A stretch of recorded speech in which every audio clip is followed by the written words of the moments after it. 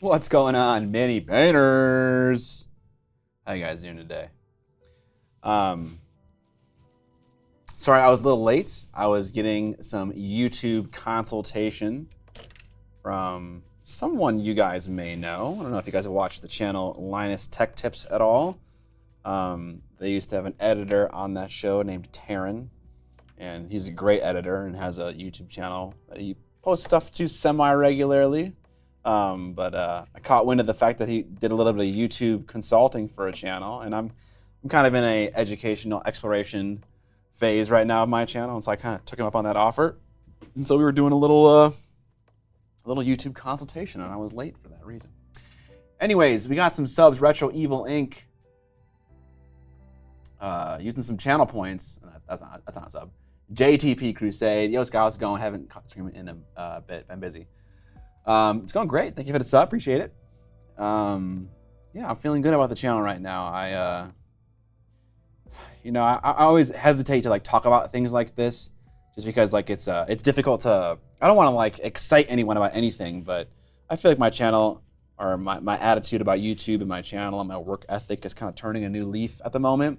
I'm in a very I don't know. I want to learn how to make better YouTube videos.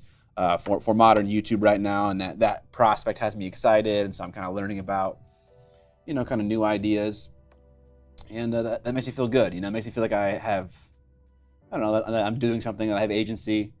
I feel like whenever I feel like I'm just doing something for the sake of doing it, that's when I kind of feel like a little dead inside, and so it's nice to have this kind of new motivation. Robert McCandles, thank you for the sub, appreciate it. What up, Erk, baby? I haven't seen you in a while. What up, man? Yeah, well, not Linus himself, but Taryn was helping me out, which is cool. Taryn's awesome. The Idiot Painter saying, guess who's watching the stream from Budapest? I'm guessing it's you. Thank you for the sub, and also have fun in Budapest. It also makes me feel good? Bustin'. What up, Warranty 13 UK? All right, we are going to paint some mandrakes today. They're fully assembled and primed. We have one that is primed in white, which reminds me, I have to remember to record stuff today because I am gonna make a video out of this process. So I need to go get a SD card. Plankwalker, our resident lurker, is checking in. And I'm pretty sure that's the only thing he's or she has ever said on my Twitch chat, literally ever, which is kind of fucking awesome. Okay, where is the big SD card? I see all the tiny SD cards. Oh, you know what? I know what I did with it. Chat, you guys playing a game with me? Hide and seek the SD card? I put it in a different camera because I'm smart. Very smart. Nope, I didn't. Fuck.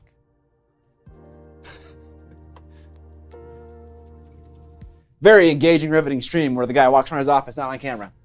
What up, Maestro? How you doing?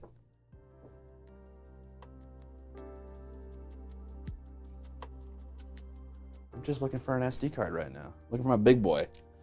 I need the big boy for the painting footage, because that's... There it is. Okay. Painting footage is oftentimes, obviously, the most footage that I record lengthwise for a video. So makes sense to put the big one in there.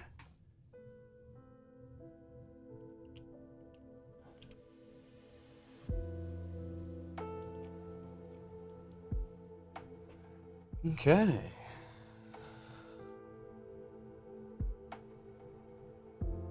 What up, Evan?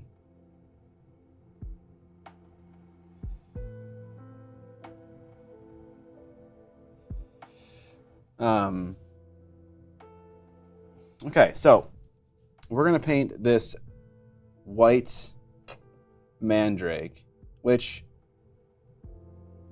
it doesn't need to take a long time. Forgive me for the focus right now. My little cell phone remote thing was having some problems before stream. I didn't realize it before it didn't go.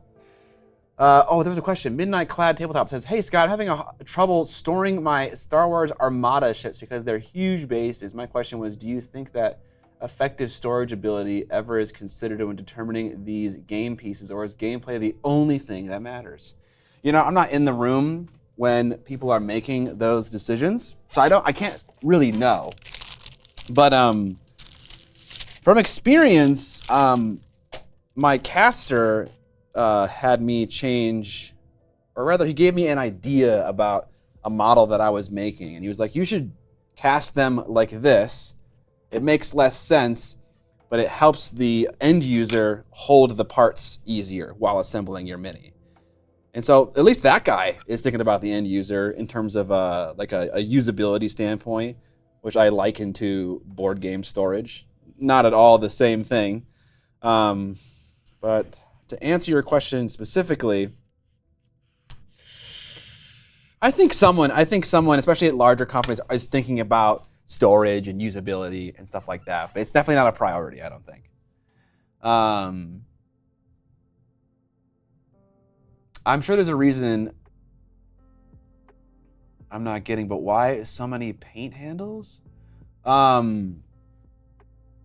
have 10 guys, and so I have 10 painting handles. But I am trying out a bunch of different ones just because it's fun to experiment and just to see if I have an opinion about any of these things, which ones are easy to use, which ones I like the most, and stuff like that. Nothing too crazy. Are these for your army or for something else? These are for my army, yeah. I'm kind of in a 40K painting mood, and so I am painting for my army. Rather, I am in a don't disappoint Jay mood.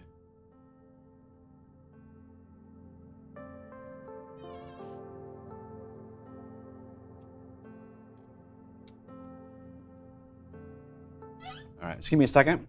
Ask some questions so we can fill the dead air here. I'm just getting my phone connected to my remote so I can control it without making the camera shake endlessly. Looked at the coming at the first light on the fifth day at dawn. Looked to the east. Mandrake the white. Nice. Okay. As a Thoth, I have no favorite jelly bean. Not a jelly bean person. Okay. All right, that's all for the questions. I love that. Okay. Let's come down a bit and rotate a bit. What is your go-to movie theater concession purchase? Just Coke and popcorn. I'm pretty simple. If I had to pick a candy, it would be Junior Mints. I love Junior Mints.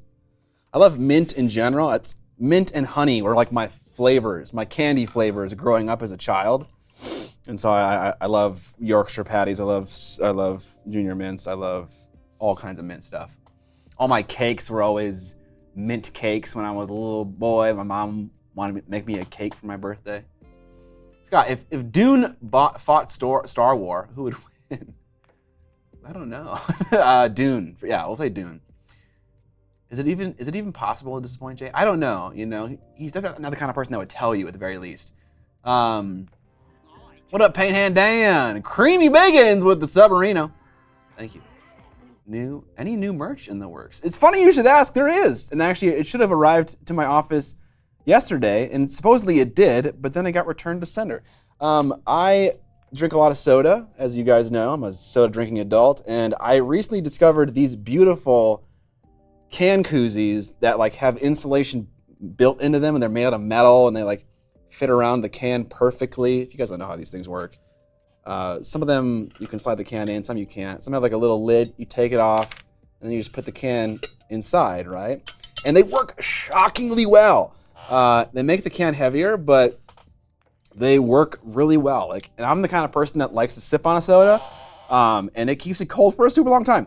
And serendipitously, there was a company that reached out to me that does that kind of thing. They print logos on cups and stuff. And so I got this one as a test from them. which I don't want to make this.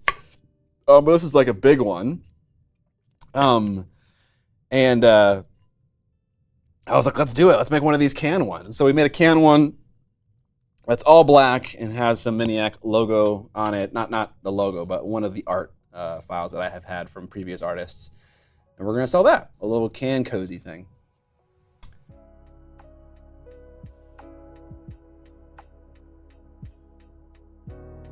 I definitely dig the Death Trooper for sure. Oh, Grand Miniac, what color should I paint my unit of clone troopers for Star Wars Legion? What's going to work best with your scheme?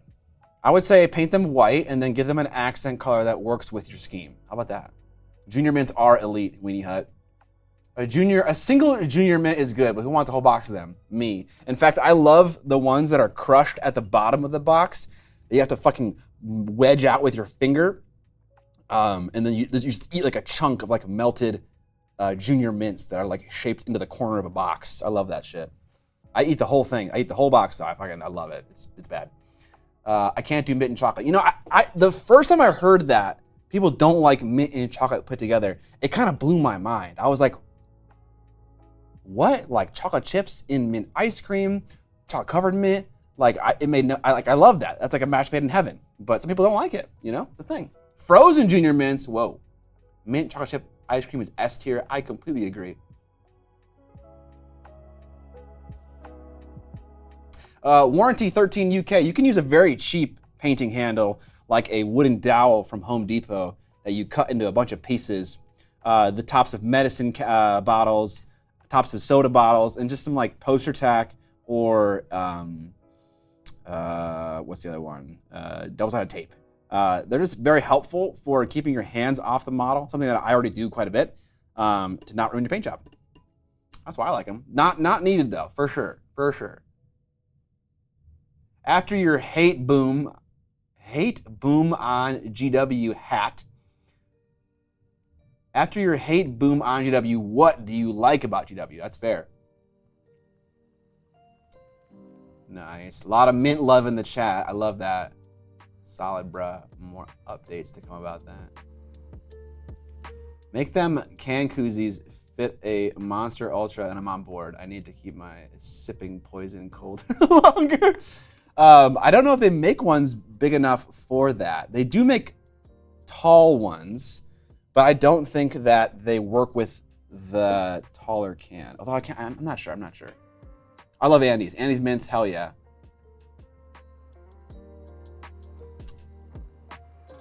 Mint cakes, you know, mint cakes are a thing? Absolutely.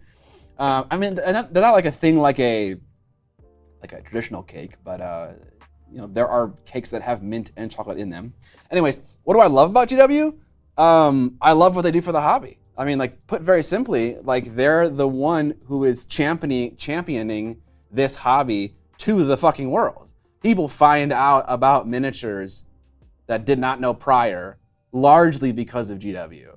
And for that reason, you know, I can't be more appreciative of them because obviously my business relies on that. Obviously, I do that as well, but not to the level that they do, I don't think.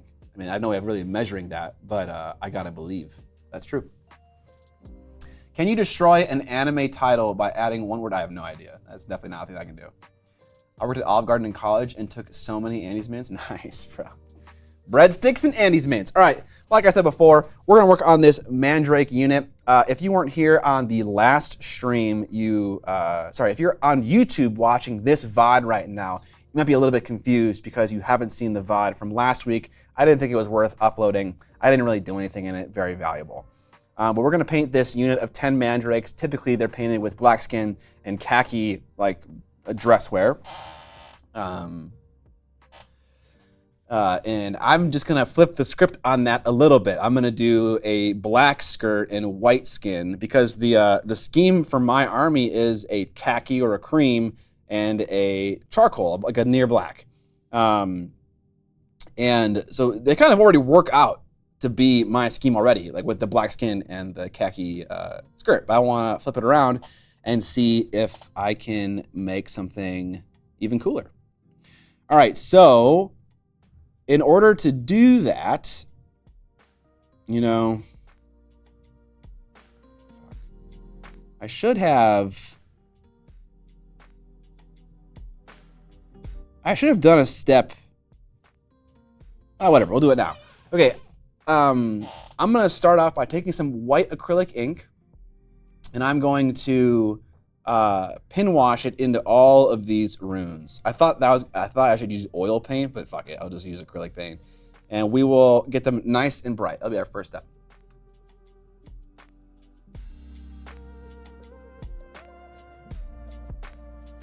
You'll never, Ira, you're right. Ira, you're the one who took the LVO class, right? That's you, Ira, right?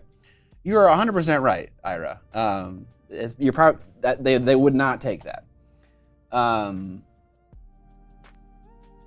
I got an opportunity to finally play Star Wars Unlimited. Really enjoyed it. Have you been able? Yeah, dude. Oh my God, I didn't even tell you guys. Oh, I'm getting off track. Okay, I'm gonna look for things while I get off track, so I don't. So at least I make some fucking progress. Okay, I played Unlimited. I played a couple of games of Unlimited with the pre-constructed decks, and that was a lot of fun. And I actually put together a deck with Kylo as a leader. So I did a red, blue, black deck. And it was good. I played my buddy Curtis. We played 2 times, and I won both times. I'll admit that my strategy was, lower complexity. I think Kylo lends himself to a lower complexity strategy. But I felt really good about the choices that I made for some of my cards, and I had to fix some other issues that I had. Yeah, it was a lot of fun. I had a lot of fun. I can't wait to play more. I need more Kylo's silencers, the TIE Fighter card. But that's like a legendary and it's hard to get. But I loved it. It was a lot of fun. Do you think that in the context of how you didn't like role-playing games, that one dominant voice, D&D Workshop, both spreads awareness of the hobby, but it also makes a lot of people bounce off because they think that's all it is? I'm trying to think, is that the reason why I didn't like role-playing? I thought that all that existed was D&D and the universe that it portrayed. I think maybe a little bit, because I think what really made it click for me was that it was 2 things. It was I get to role play in a world that I care about a lot, and that would be a lot of fun to tell stories in. Which if you said that phrase to Scott 6 months ago, it would not have worked. But it's just like I just want more Star Wars. So why would I not want to role play in it? And then 2, I'm a facilitator. I like to facilitate people's joy. And that's what a DM does. They get to kind of be in the narrative driver's seat, allowing people to have fun. I'm not trying to beat my players. I'm not trying to make them feel bad and like have every NPC crush them. I want them to succeed and have fun. I'm like kind of making a game for them to play in. And the more fun they have, the more successful I am in that game. And so it was those 2 things put together that really kind of made me reevaluate it. That's an interesting thought though, Evan. Maybe that could be what it is. Maybe that's what it was for me partially. Goes well, Ira. Did these Mandrakes come on 25s or 28.5s? What a question. I have no clue. Let's bust out the calipers and measure. I'm going to guess 28.5s because they look a little big. 28s. You said 25. Yeah, it's 28. So not 28 and a half, but looks like a 28. Maybe 28 and a half if I don't get the measurement perfectly, but yeah. Somewhere in there. Okay.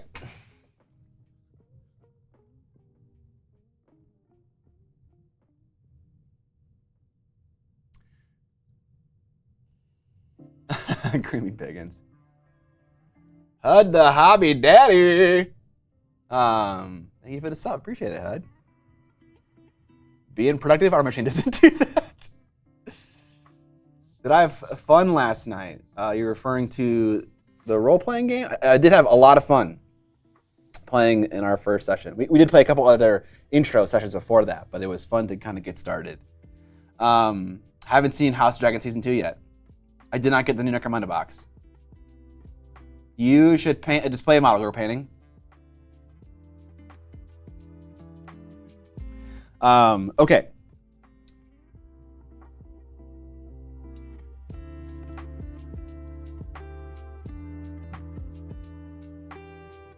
I actually did a lot of, so I'm doing a pre-con,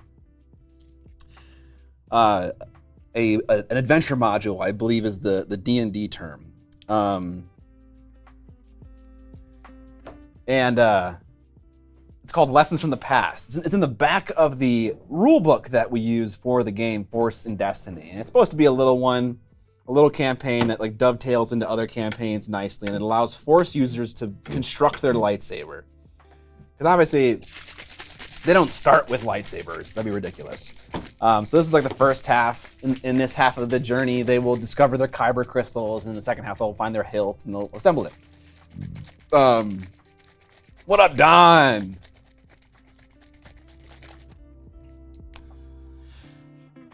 And it takes place on a planet called Iriadu, which I'm like a burgeoning Star Wars nerd, you know? I don't know all the terms. I don't know all the planets. I don't know the names of all the Jedi forms.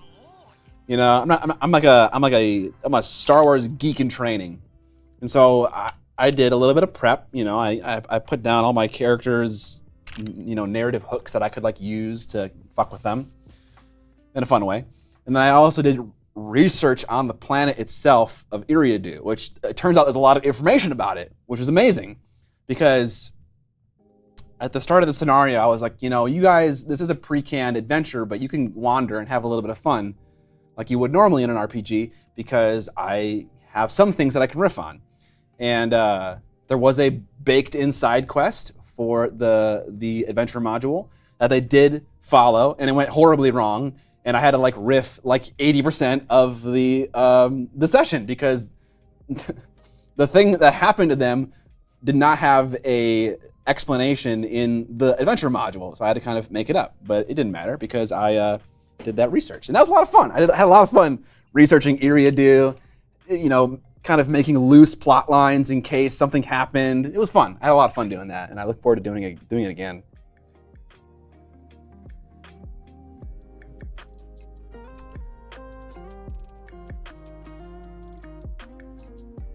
White Mandrakes will be awesome. Thank you, Ira. Oh yeah, you're totally right. I mean, I totally got what you were saying.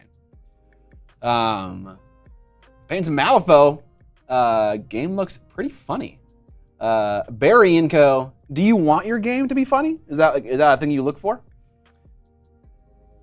Your Padawan, nice. I should have said that. God damn it. Okay, we got some ink. We got some Flow Medium from Yosonia. I'm just gonna mix the two together, maybe with a little bit of water, to kind of create a pin wash. So we'll get some water here on the palette, and we'll get some ink and some of this Flow Medium, and I definitely should be recording this. Sorry guys. Because I'm trying to make a YouTube video out of every stream that I make, there are a lot of things that I have to do for a YouTube video to make them more interesting. And one of those things is to record a lot of, you know, footage that supports what I'm trying to say. So right now I'm getting a top-down shot on my camera, which you guys should be able to see, of just me mixing stuff. All right, it's recording. The stream sees what I'm doing. So I will mime making a pin wash.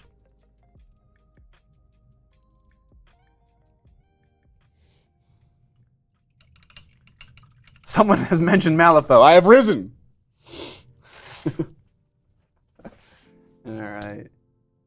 You know, I just had a meeting with a YouTube consult, and one thing that we discovered that might save me some time when making videos, because that was a big subject of conversation, was how to be more efficient with video making, was while you are doing a paint job, you should take notes about what you do.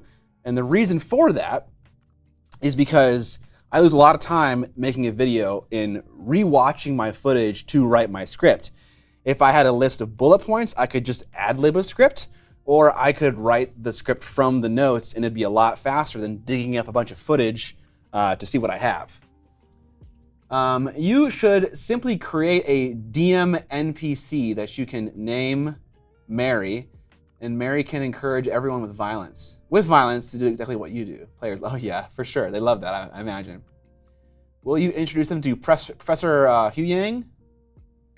The droid. Oh yeah, from Ahsoka. That I don't know. Maybe. That'd be cool. It's set after. It's set like just before the Battle of Yavin, so I'm not sure if Huyang would really be around right then. But yeah, like Tarkin's still alive. The Death Star isn't destroyed yet. The first one. Did you give your players some area do's and area don'ts? Yeah, we did. We discussed that as well. But we're all kind of like personal friends, so there wasn't too much of that was necessary. All right, let's try this out.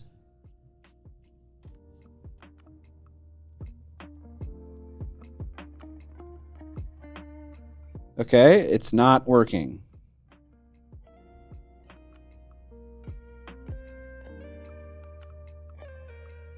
It's not bright enough. And it really isn't like washing at all. Like I know for a fact that I could just sit here forever and just paint white inside of these lines, but if I could wash it, that would be a lot more convenient. And I know it'll work with an oil paint, but I just don't want to bust that out and wait for that to dry.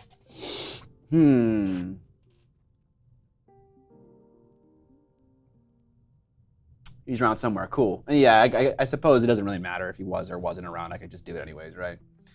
Question: do you seal miniatures after you paint them? What are your feelings towards sealing? Yeah, I kind of do, and I kind of don't. Like varnishing has never been a thing that I've really like cared a whole lot about.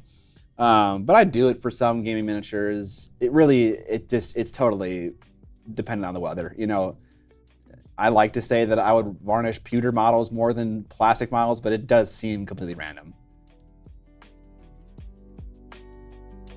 I know, actually, Bad Batch has a lot about Iriadu in it that I did some research on. Speaking of assembling lightsabers, how do you feel about the change to the canon reason for different colored lightsabers? As far as I'm aware, there never really was a canon reason for the color of lightsabers. Like, the guy who plays Mace Windu, whose name escapes me at the moment, was like, I want a purple one. And George Lucas was like, okay. So I don't really know if there really ever was much consideration for the color of sabers. But I could be wrong about that.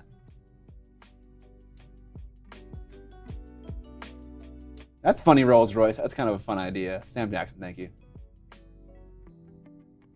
Vallejo Glaze medium works well. The canon reasons were invented after Sam Jackson did that. That makes sense. I don't know what they are. Again, I'm a Padawan. Let's see, do I have any Vallejo? Oh, you said glaze medium? Is that what you use?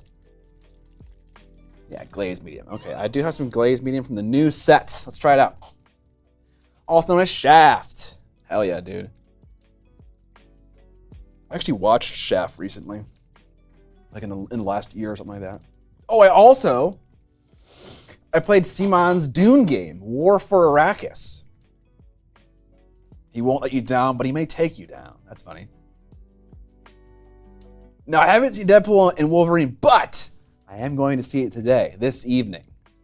I've heard so much good stuff about it, and also they broke a Guinness World Record for the highest number of views on a trailer in 24 hours after its release. It's like 300 million or something like that. Later on, they give lore purple blades can go either light or dark. I did like that, because like the combination of blue, like the good guy saber, and red is purple. And so it's like, if you have a purple lightsaber, maybe you're a little bit more of an intermediate Jedi. Thought that was a cool idea. All right. We got some glazed medium. Watch it twice already, dude? 3 times? Oh, man. I don't think I've ever... Man. Until Dune Part 2, I never watched a movie in a theater more than 1 time. So it's crazy. Oh, I've been recording for 4 minutes. Just fucking nothing. Okay, cool. Good job, Scott. Good job. Okay.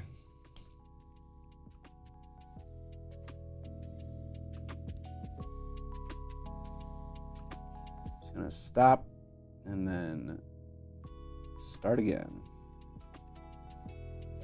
Yes.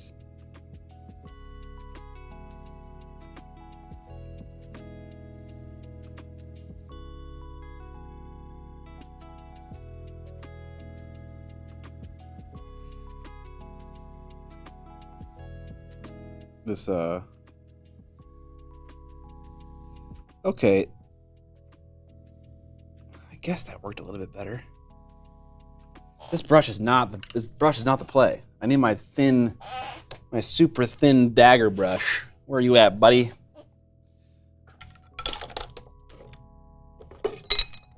My desk is a fucking travesty right now. I still haven't been able to clean it since after the razor wing video. I just got other stuff I have to do at the moment. Grab this one. I don't know where the brushes are. Oh, you know what? I brought it home. Son of a bitch. I brought it home to paint that Star Wars stuff. No! But I got a nice one right here. All right, here we go.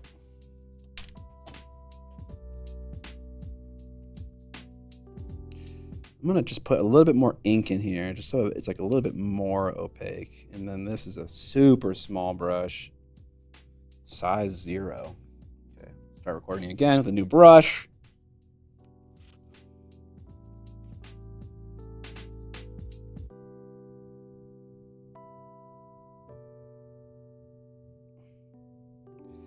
You know, I feel like to me a panel liner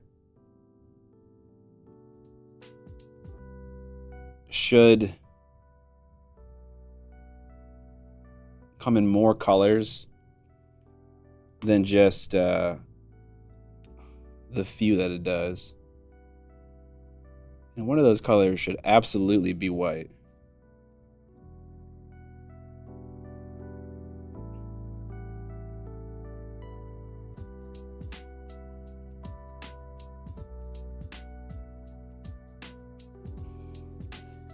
All right, the reason why I am doing this is simply because I want the eventual color that I put on here, whatever the vibrant glowing rune color is gonna be, to be bright and punchy. Because like even though their skin is white, can't you just use your XF2? I totally could. Maybe that'd be a better idea. Even though the skin is white, it's nowhere near bright white. And this can even be brighter, you know, like the glowing runes could be even brighter. Okay, one thing, let me stop the camera real quick, that I'm noticing is the washing is working better. But I think that's just happening just because I just happen to put more paint in the brush. That's how a wash works. You flood your brush with material and then you kind of put it all over the model. And so I'm gonna just return to the mix that I was using last time and try it again, just with more paint in my brush, just to see if that makes a difference. So we'll also mix some more ink in here, just to get some more opacity. And I'm just gonna get a fuckload of paint in my brush, and we'll see what happens.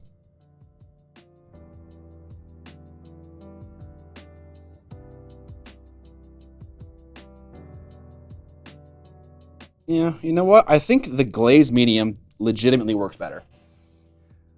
I see Jay giving me shit. What are you saying, Jay? Scott, old buddy, you still got those calipers around? Could you measure me the height? The height from the base to the forehead of the Mandrake. Absolutely, I can, sir. Absolutely.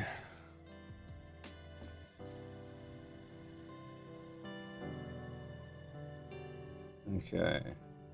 So we're looking to the forehead, you said? Forehead. Kind of like a little bit more. Kind of like right there. Oh, look at that. It's a 32 mil miniature, guys. 32.52. So it's 32 bang on, pretty much. Now, you guys can see how I'm measuring it. Like I'm pretty spot on there with the forehead. Can we get a tip to flat? Okay.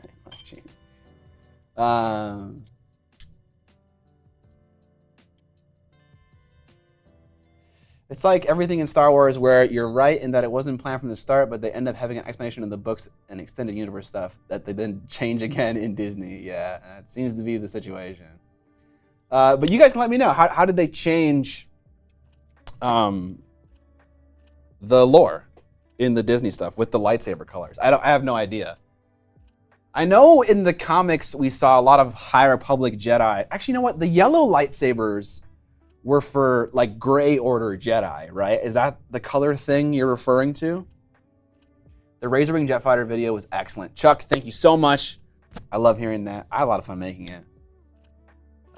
It seemed like it worked on the shoulder better than the back in terms of running into the crevasses. I think you're right. And yeah, I could use the XF2 and just maybe I could use the glossy stuff and that would work even better. And use like some thinner, Tamiya thinner. All right, we'll try it again. I'll give it another shot to the previous mixture here. Maybe put some more medium in there and some more water just so it gets a little bit more washy. All right, here we go. This is test number 3 for the initial mixture. And it's like, it's kind of going in, but it's also like kind of not working. All right, sanity check. We go back to the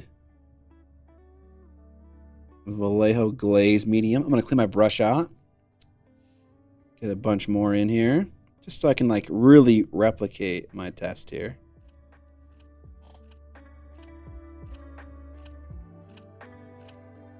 Oh God.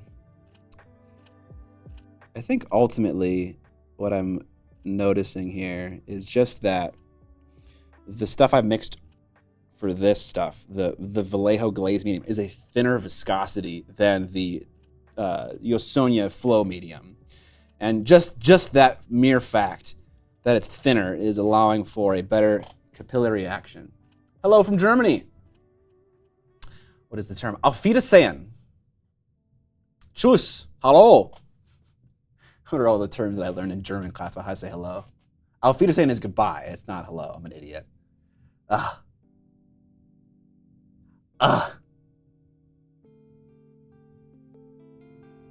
OG, it was simply blue is good, red is bad. And they tried to film a blue lightsaber against a... Yeah, right.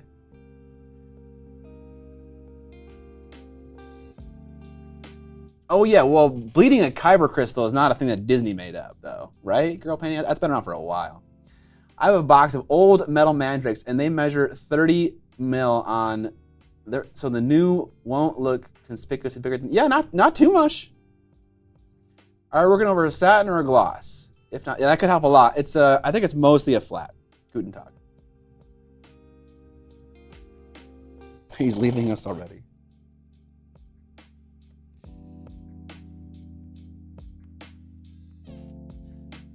The gloss could certainly help. It comes down to a matter of trying to figure out what's truly worth it, you know? What's worth the time? Is this even worth the time, you know? Or could I just buy a super saturated fluorescent yellow ink or teal ink or whatever I end up using and just pin wash that in right from the get-go? I mean, the skin is already white, right? So I should be able, you know, it's not pure white, but it's near white. I should be able to just oil wash it with a different color, and that should work just fine. It comes down to the result in what is worth it. So we'll have to do some tests here. All right, I'm gonna just blast this thing with some a hair dryer, and then hit it with another little pin wash of white. Now that we've kind of figured out what mixture is kind of working good, and then we'll go from there. All right, I'm gonna mute myself real quick.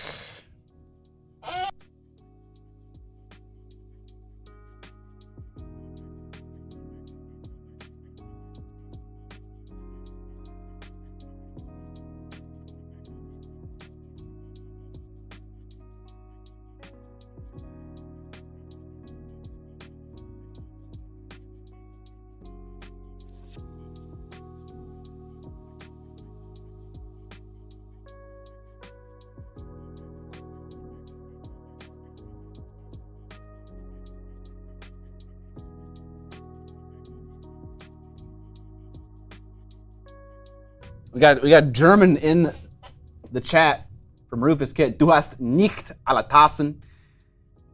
And then someone said, mine is Dynam im Schrank. Just finished watching a Razorwing video. Really like the realistic choices / compromises you made throughout while still making a super cool model. Thank you so much, Twin B. I appreciate it. The bleeding thing is Disney before that. The Sith made them synthetically. A real lights. Am I crazy? I've definitely heard of bleeding a lightsaber before Disney. Mike mentioned that it was a thing in the comics and books in 2017. But, you know, who knows? I don't fucking know. All right.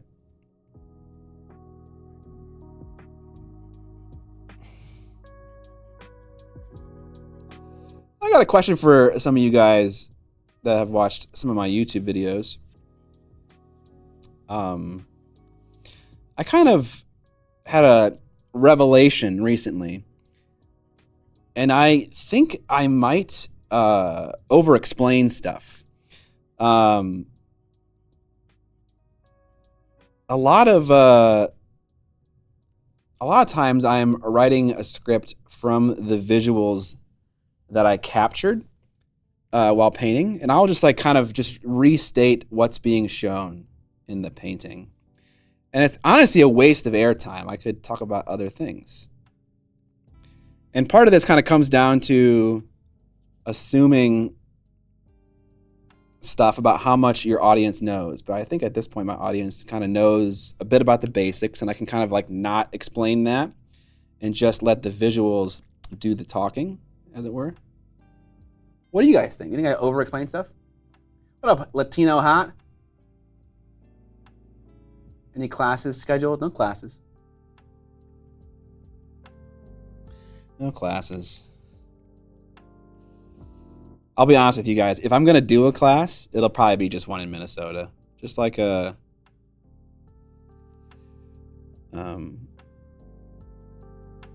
like I would do like a 6-person class. You can come to my office and we'll do like a more of an intimate thing. Yeah, that's what I am down for at the moment.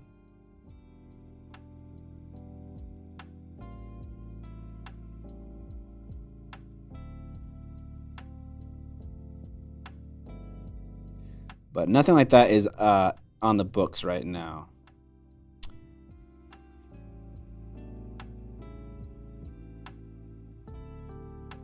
I don't think you over-explain. On the contrary, I kept watching because of the deep explanations. One can get the surface level shit anywhere, but if you want me to prove anything, hit me up. Yeah, it's just Cobra Viper James, the podcast writer, James? I feel like I describe too much surface level stuff. Like I say like, and then I edge highlighted the ship in a scratchy way. And it's like, you can see that happening. I think I should probably say something else at that moment that is obviously related to what's being shown. But like, you guys know what that is. You know what an edge highlight is, right? I don't need to say that. Oh, what up, James? To be honest, I don't pay attention to your tutorial approaches of your videos. I watch them purely for entertainment and inspiration. Cool, fair, I don't care. That's good. Good stuff. Okay, Ira says it doesn't feel like I over-explain. What up, Adric Knight? Atsu says no.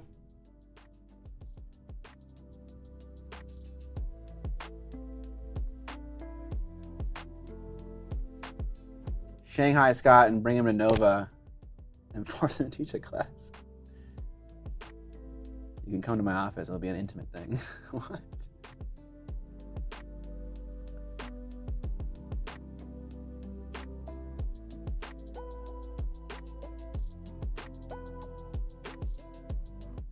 A viewer bought the Ranger. Thank you, viewer.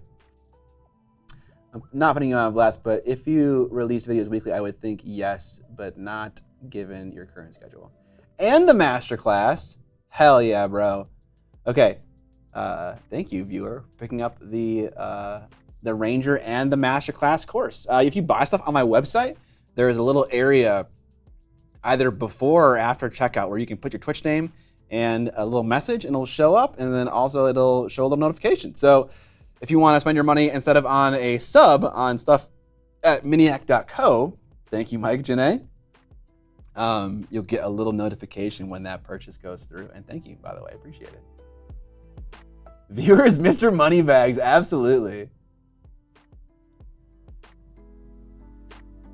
All right, cool. All right, well, maybe then I don't do that.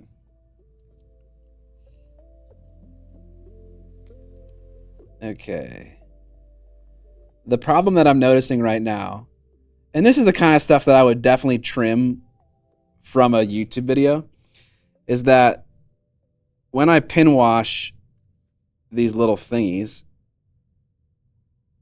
I'm not doing it perfectly. I'm getting like a little bit of paint on the edges of the skin, and it's kind of like, but not as much as is sinking into the recess, and so I'm getting like this blend, whereas like the edge of the skin, and maybe we can like zoom in and get a really close up thing here.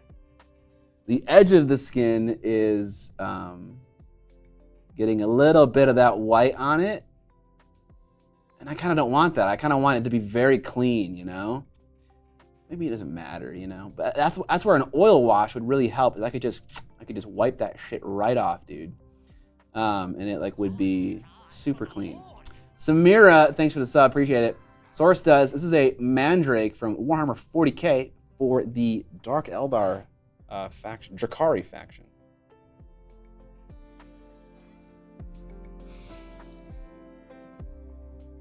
I just want to try it for posterity because I'm in an experiment mood. I'm gonna take some Tamiya X2, not XF2, so the glossy shit. I'm gonna mix it with some Tamiya thinner, which is X20A, 20A. And then I'm gonna see if that works better. I'm just curious, you know. I'm a curious boy. Oh, didn't look so Space Marine. I thought you moved on from the 40K in the title. Moved on. Oh, okay, yeah. No, there's definitely more in 40K than just Space Marines. That is for sure. Adric Knight, thank you for this up. Appreciate it. Woo!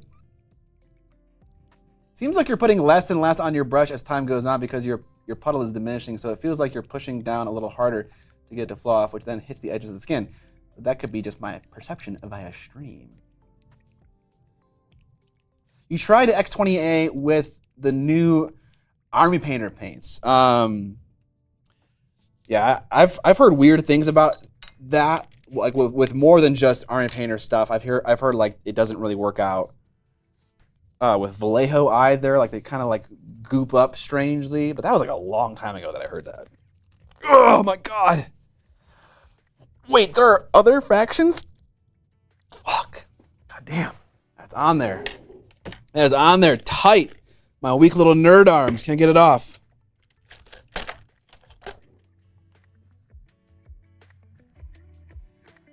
However, you'll probably never see me putting... No, absolutely not. You'll never see me. That's why it felt so weird to do that one thing for GW in the first place. They were like, hey, do you want to, like... We're going to do a big content creator thing for the new Horus Heresy edition. I was like, well, like, that is literally that in the airplane game. The last IP that I would engage in from GW. So it felt kind of weird to do that. Scott's so clean shaven. Yeah, I know I shaved. I did. Getting chunks in the airbrush. That's not good. Yeah, Scott surprised everyone and paint up a Horus Heresy starter set. No, literally no one would ever see that coming. I think at this point you couldn't even pay me to do that. Okay, well I did nothing extra and it came off. Whatever. It smells funky. Your hands are soft. Yeah, maybe. Mayhaps. Cool.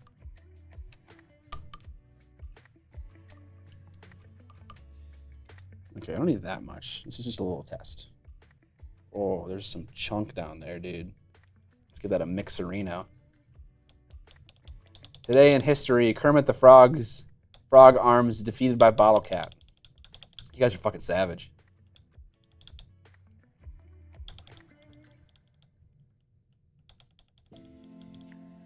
You totally could use Mandrakes as a fantasy model. Yes, you totally could.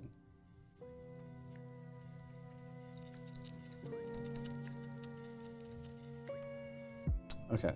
I can already tell the little mixture I just did in my little metal thing over here is a little bit too thick.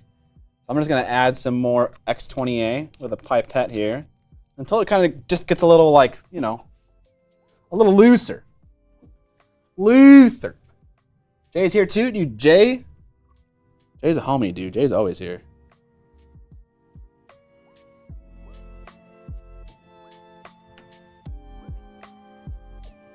Me and Jay are going to play Root at Adepticon. It's going to be fucking sick. Jay's going to show me how to play the game, and while doing so, he's going to fucking dominate me. Just like he did in 40K. You know? It's like, oh yeah, I played 40K since I was like 12 years old.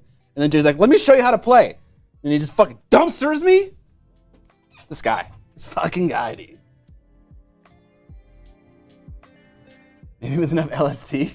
I mean, you could probably do anything with enough LSD. You'd do it for 10 grand, don't be coy. Would I paint an entire... I'd do it for like... Yeah, probably, maybe 10 grand's enough. Maybe 10 grand's enough.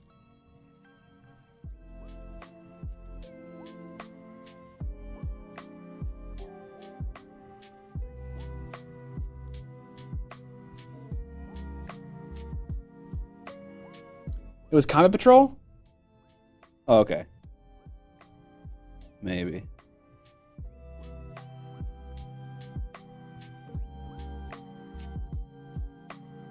Oh, God.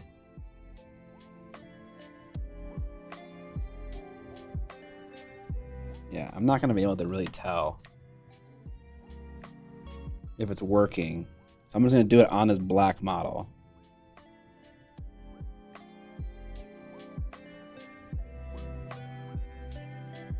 Ooh! Did you fucking see that stream? God damn! That was the magic that I want. What up, albino black sheep?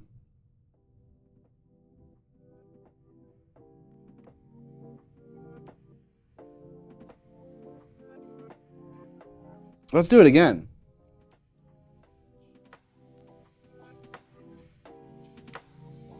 Oh.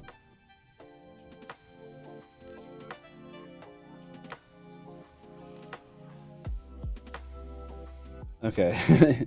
And now it's starting to get over here too. God damn, dude. Tamiya paint. I didn't know you could just turn Tamiya paint into effectively an enamel wash. Oh. Hud the hobby daddy with the fat fucking tips, bro. That is how I want it to work. I don't really know if the fact that I'm using a gloss one really like changes anything about it. And you're not going to be able to like clean off mistakes. But if you catch it in time before it's dried, like I just did there, it'll work out just fine. But, you know, there's probably a right way and a wrong way to like how much thinner to use and stuff.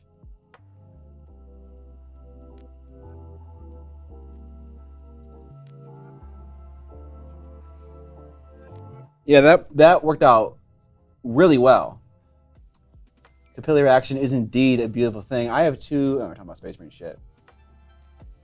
Oh, you got 3 people in my chat talking about fucking Land Raiders right now. Eon's Battle. Ira, I don't know what is in the Tamiya paint. It is a mystery to me. It's supposedly an acrylic paint, but I think the medium itself has like alcohol in it and stuff like that. Tamiya is not a lacquer paint, that's for sure. But you're probably right. They probably do make multiple types of Tamiya paint, and there probably is one that is an enamel or is a lacquer paint. But let's see what we can see.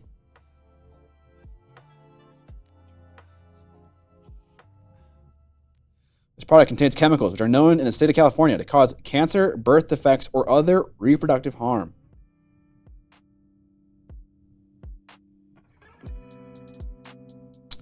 Flammable.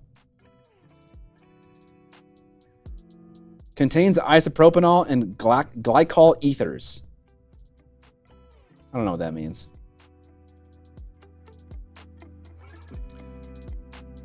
If you guys are freaking out about the warnings and the cancer stuff, I feel like most acrylic paints should also say this, but they just don't.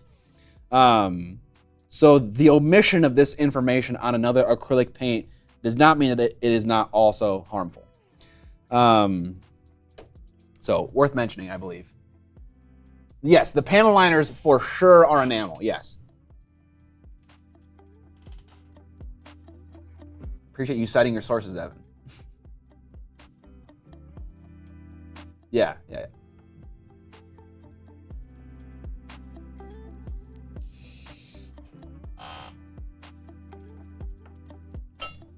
I don't think pin washing the guy that I'm currently working on with this stuff is going to do anything. Just because it's like already pretty opaque.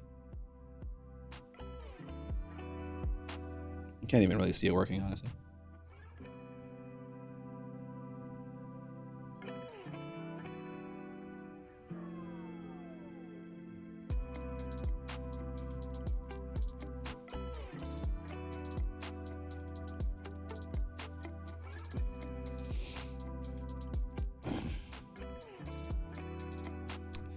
Okay. Now, here's the question. Do I airbrush these little runes to make them look nice and vibrant? Do I just use another pin wash now with my fluorescent color to make them look beautiful? Do I do a combination? Do I do that now? Do I do it after I paint other elements? Like, these are the questions that I'm just like constantly asking while I'm painting something. And it's like hard to know the right answer, which is why I just love to experiment endlessly, but I don't take good enough notes to draw conclusions from those experimentations. So ultimately it's for vanity, which is great. Okay. I know what I want to do next. It's in the same vein. Oh, you know what? Let me just film some fake footage of me like mixing this Tamiya pot, just so people in the vid understand. So here's a pro tip for you guys. When I'm making video, I never really put like on-screen notes about like what paint I'm using. When I come to a part of the video that I deem as like important, like, oh, someone's gonna wanna know like what I'm using, I'll film a shot like this, and I'll film with like the labels pointed toward the camera. So you get a little twofer. You get a little bit of the action, and you also get some B-roll to break up the shot and make it just a skosh more engaging. But there are some channels that will like, you know, like list every single paint they're using. But that, to me, that's never been an important thing to mention. Sorry, I needed to get an SD card for this camera. All right, we'll put the compositionally, we'll put the paint on the third line, and then the main subject on the other third line. So something like right there. Not that that fucking matters at all.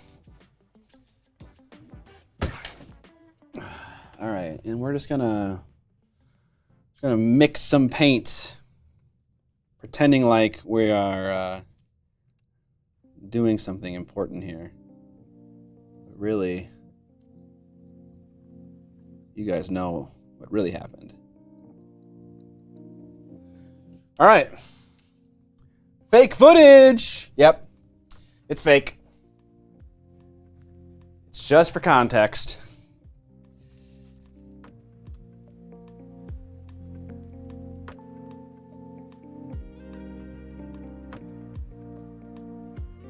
Okay, done.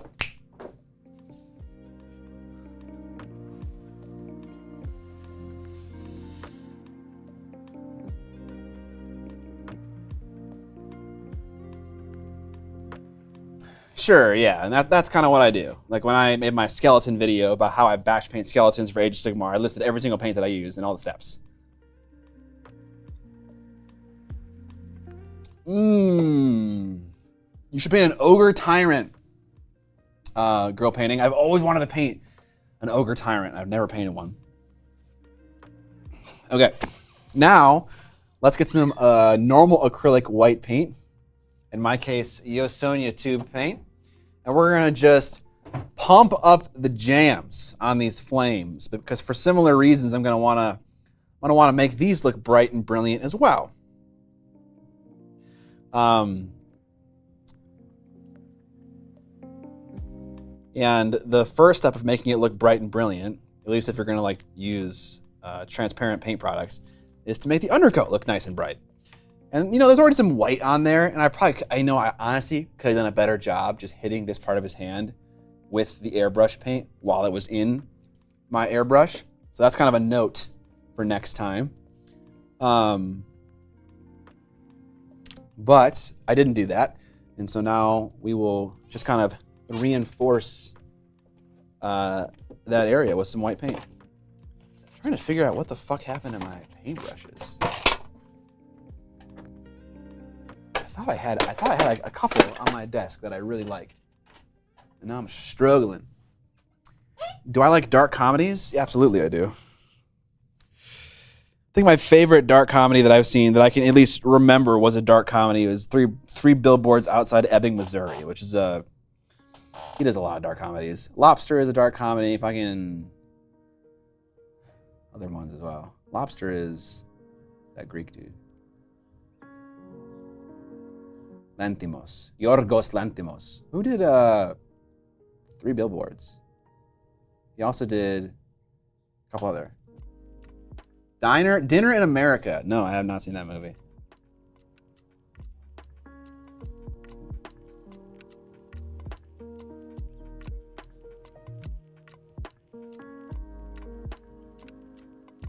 All right, just because the Vallejo glaze medium is like on my palette, I'm just gonna mix it into this white. See if that does anything. All right, we're gonna do some recording.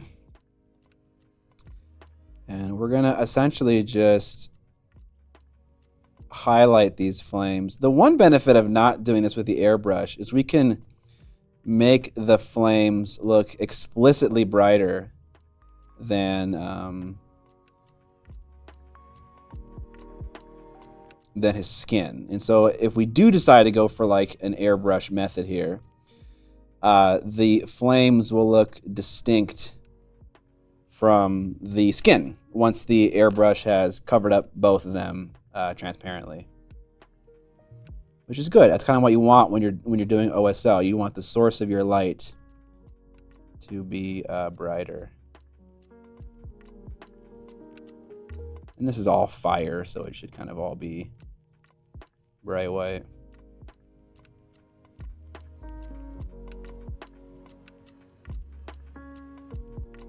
This is the part of the paint scheme where I kind of really allow myself to kind of just like experiment and like have fun and like not worry about time.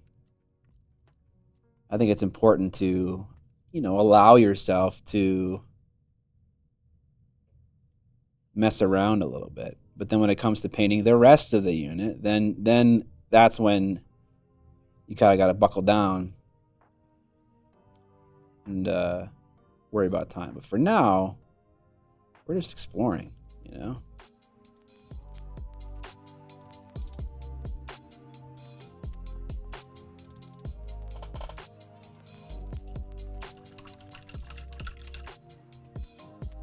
Camera speed. I've never seen Brazil. I haven't seen Death of Stalin either. Terry Gilliam is your favorite director? Wow, okay. That's funny. I would never pick that dude. Not saying he's bad, but like, I don't know. I guess I haven't seen enough of his stuff.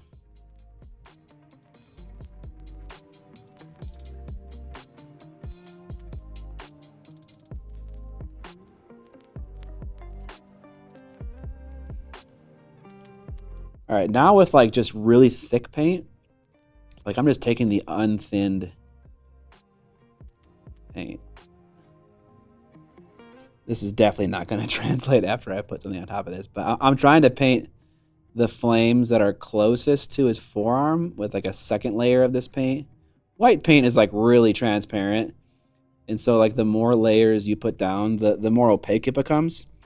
And I'm kind of, you know, assuming that the flame is coming mostly from his arm, so then the part that is closest to his arm would be the brightest and hottest flame, you know. We're talking magic, talking magic sci-fi assassins that pop out of fucking shadows and kill you. So like, there's not a whole lot of research in that area, but you know, I'm just gonna assume that his arm is the source of the fire. I'm gonna make every flame close to his arm brighter. Okay, and so now we basically did the same thing that we did with the runes and the pin washing, but with the flame on his arm. So now that's brighter too. So now we got to make a choice. Are we going to pin wash this with a color? Are we going to hit it with an airbrush? What are we going to do? I don't know.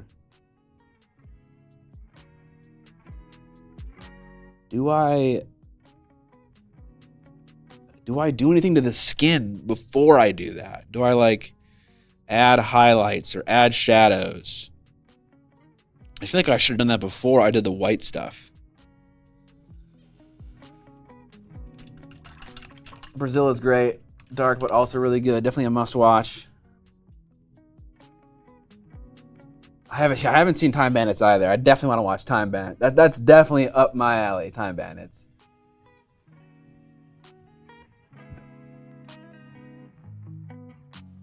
Taika did a show called Time Bandits? Delicatessen. Delicatessen. For a similar feel to Brazil. Yeah, it definitely shows. I feel like maybe what I should have done was applied a sepia wash to the skin just to get a bit of warmth in the skin, but also more importantly, just a little bit of definition.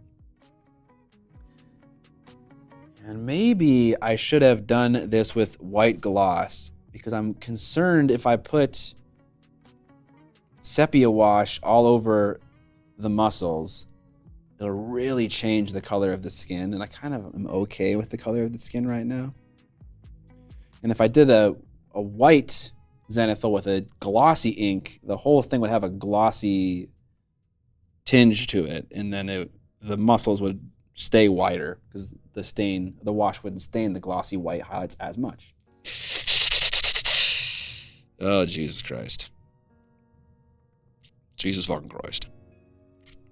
All right, I should really take notes right now, and I should like actually do these things. All right, anyways.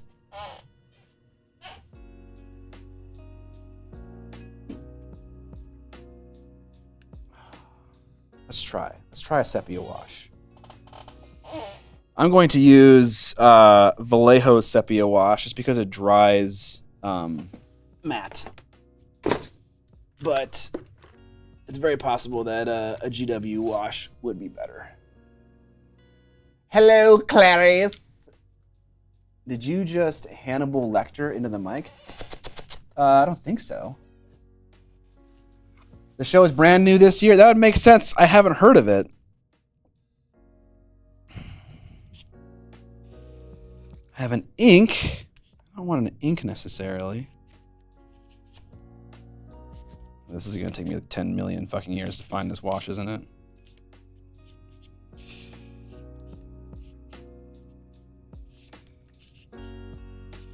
There's a black wash. Okay, so it's a red ring. You guys watching the Olympics at all? If so, what's your favorite event so far? Beautiful red wash.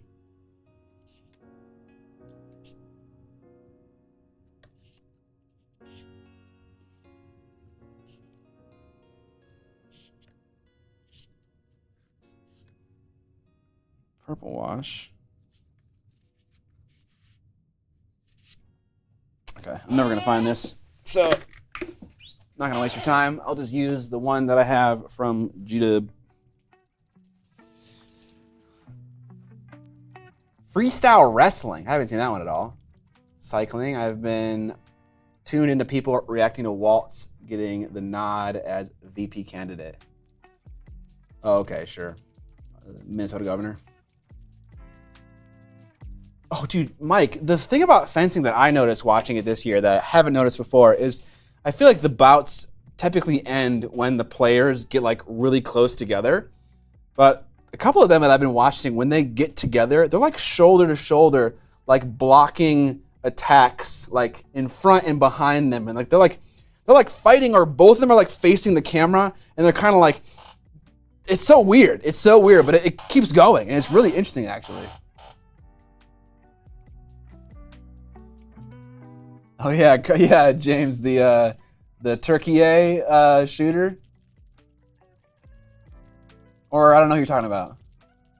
Archery, rifle, pistol, and fencing. Nice. Okay.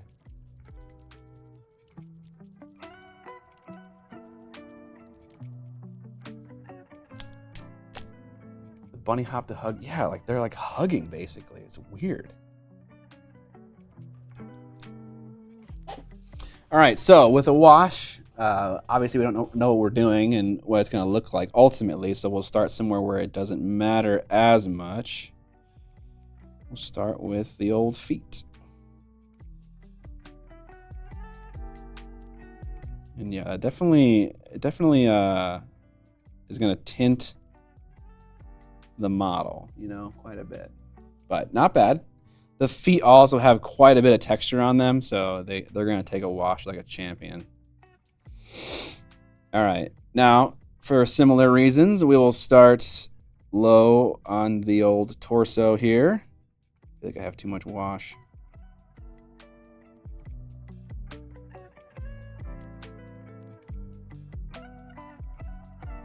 You know what? I'm going to see if we can... Let's see if we can kind of feather this wash.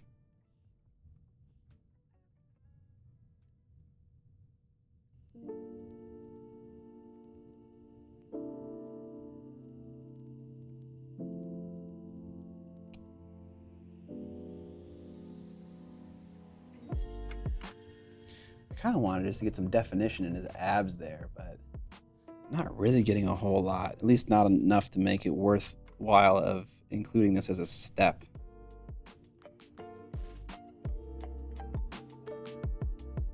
And I'm trying to kind of like feather this wash on the top half of the dude.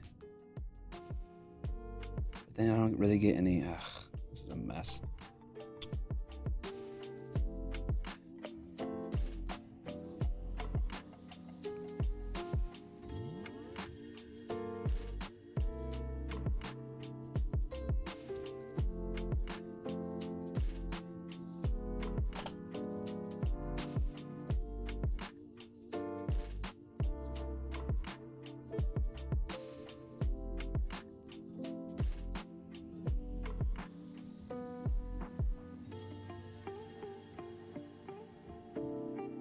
I'm gonna fuck up all this white that I just did. Ooh!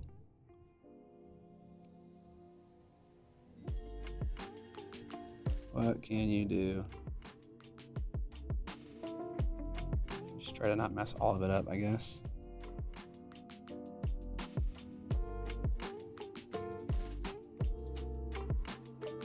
I wonder, you know what? No, I want it to be khaki. Never mind. I wonder nothing.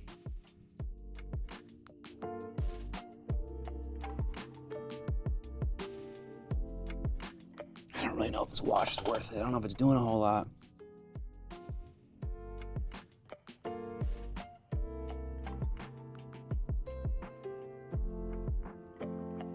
Sorry, there's no way I'm going to preserve the whites.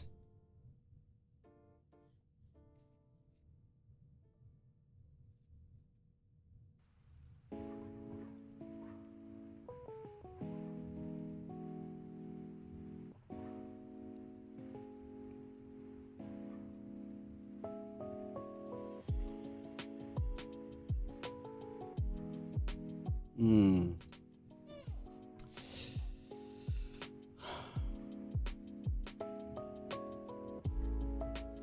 What kind of paper do I use for my wet palette? Truthfully, I've been sent a lot of wet palettes in the past, and I kind of unfortunately mixed their papers up, and so I just kind of use one of them. This could be Army Painters. I think it is Army Painters, actually. But otherwise, I would just use baking paper. Hookies. I have heard of the Cthulhu Death May Die board game. Haven't played it, though. The Pentathlon. I'm cool with the Wilhelm Scream.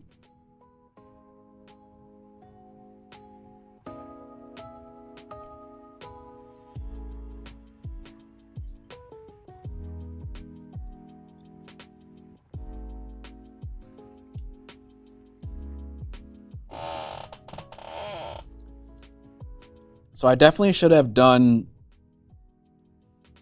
the wash first. Although I'm wasting my time reflex is tingling right now. I feel like what I'm doing is not, like, I don't think I need a wash. I think I need to highlight the skin with a color that's like not neutral white, like a warm white. And then that'll be good enough. I don't think I need to do a wash. I think washing is stupid, honestly. Just creates more work for yourself. Unnecessary. All right, let me hit this with a dryer.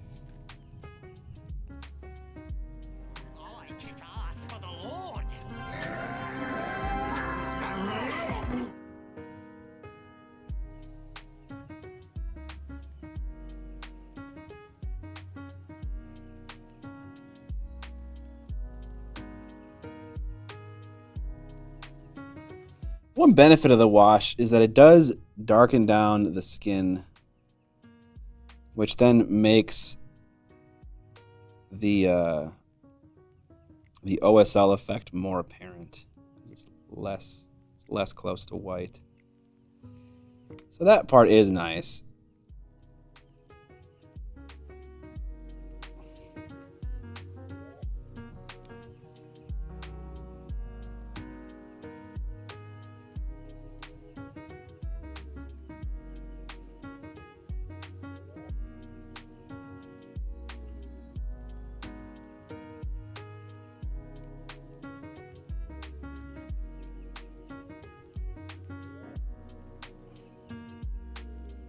Also, I totally missed washing both of his thighs.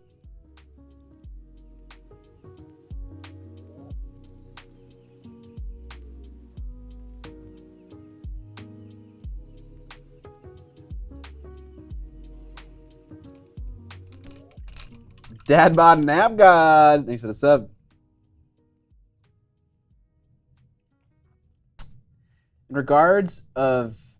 In regards to ads for your channel, what would you rather have as a sponsor? Skincare products, prescription medicine for antidepressants, Burger King pizza, or sexy underwear for men?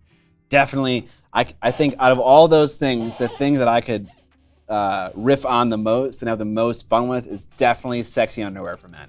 100%. Dad. Thank you, Cobra. Thank you, Jake. Any thoughts on converting some of them into lady drakes? Dude, there's a fucking idea, dude.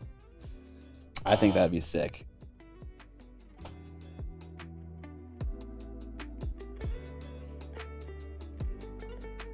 I think that would be fucking sick. Too much wash. Jesus Christ.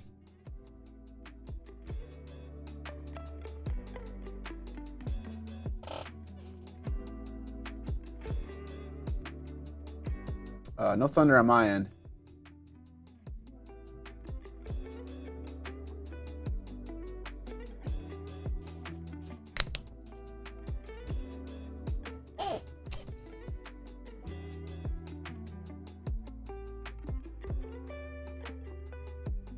I see you guys chatting about board games in the old chat there. If has anyone out there played the Simon Dune game, War on, I think it's War on Arrakis? Anyone tried that one yet?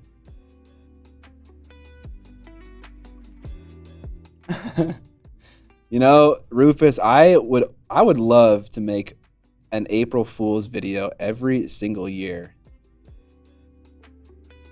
I think that sounds like so much fun, honestly. I just always am shocked whenever it comes up, you know. I always forget about it. And then like it's always like kind of too late to make a video, but I would love to make a joke video every single year. I think that'd be hilarious.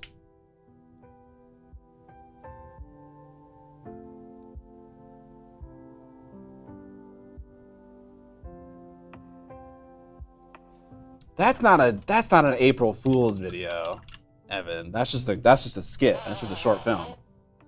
But you could, yeah, I could go out on April Fool's. Sure. I would love for you to make one every year. All right, cool.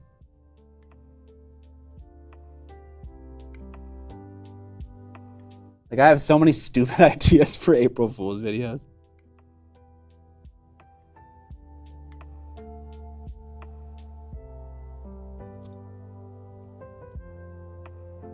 So obviously, if you want to do actual OSL, the parts by his hand should also be very bright as well.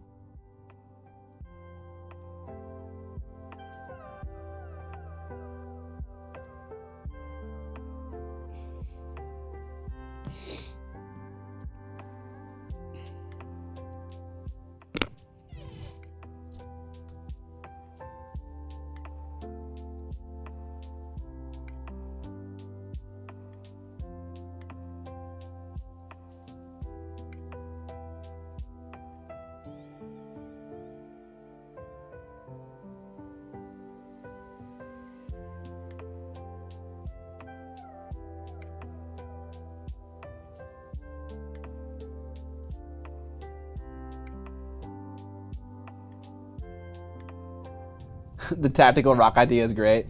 Like one that I thought was hilarious that Zumikito did was his fucking Cork Tower video. Like that video is hilarious. That's definitely the kind of video that I would do for an April Fool's video. Not referring to Dune Imperium. I'm referring to the other Dune game that Simon made. Hey, I just bought a full Age of Sigmar Slaves to Darkness army, and I really want to paint them quick. Would I recommend Slapchop? I struggle with being able to sit down and focus on painting, so I thought it'd be a good method. Yeah, sure. Yeah. If you struggle with sitting down and painting and getting stuff done, if you don't think that painting is like a fun prospect, absolutely. Slapchop is a great means to an end. And there's literally no shame in that either, at all.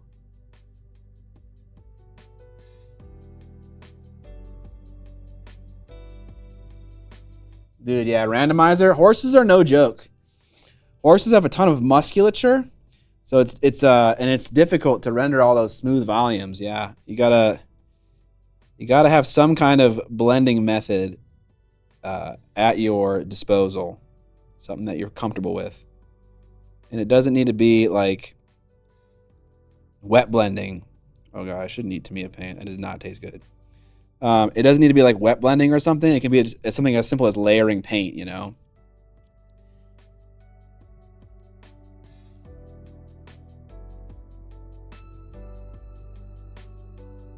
Oh, I need more. More thinner, I think.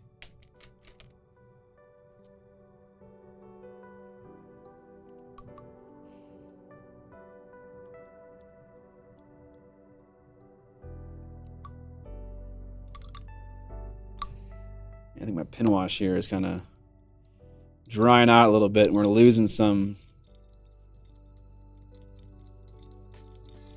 liquidity, some thinness. Cthulhu, Death May Die minis are a dream to work with. Contrast paints, yeah, I bet they are. Well, it's nice knowing you, Scott. Yep, winning cancer. GG.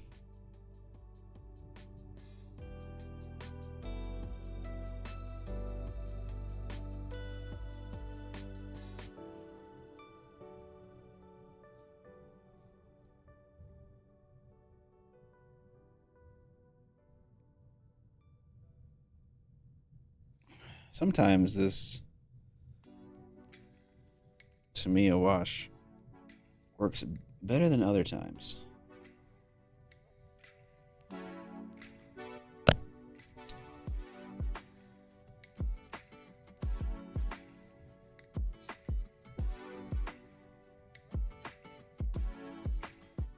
Yeah, it only causes cancer in California. Yeah. I still think that, well, I've only done one coat of paint here, but this white could be brighter.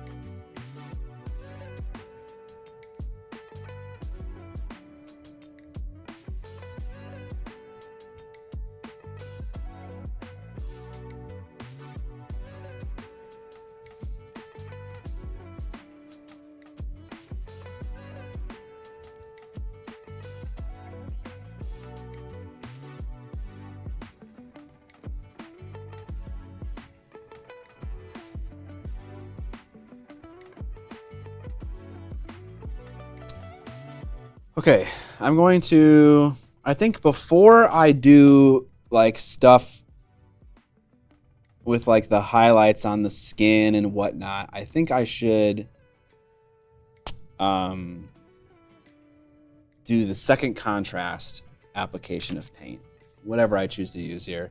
Just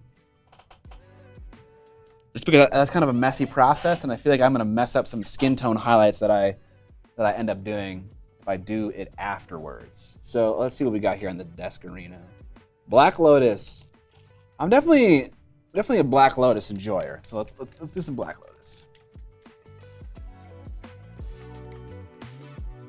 April Fool's video idea. You made the decision to pivot your channel to how to paint McDonald's. So yeah, McDonald's toys.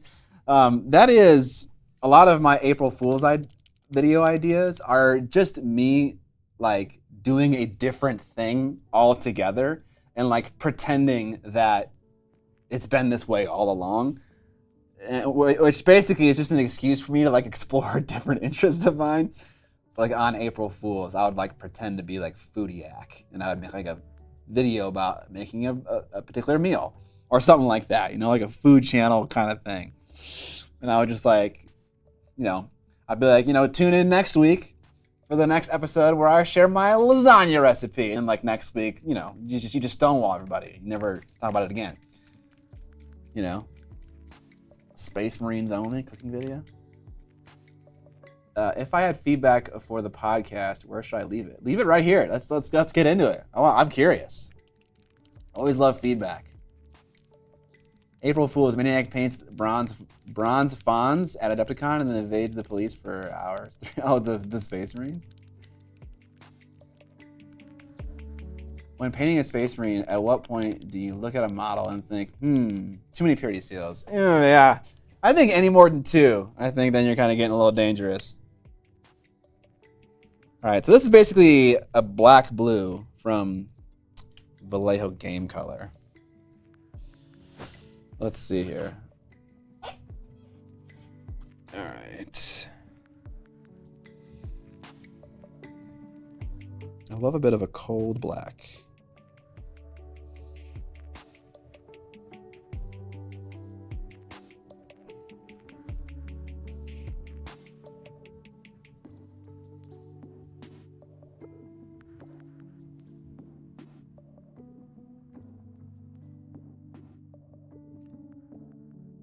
Now, the one potential problem with using a glossy white would be that this particular step would be a little impacted. So if this whole zenithal step was a little bit, kind of more satiny, then I'd get a less darker color here, because most of the wash would kind of just lap off of not most of it, but some of it would come away from the model.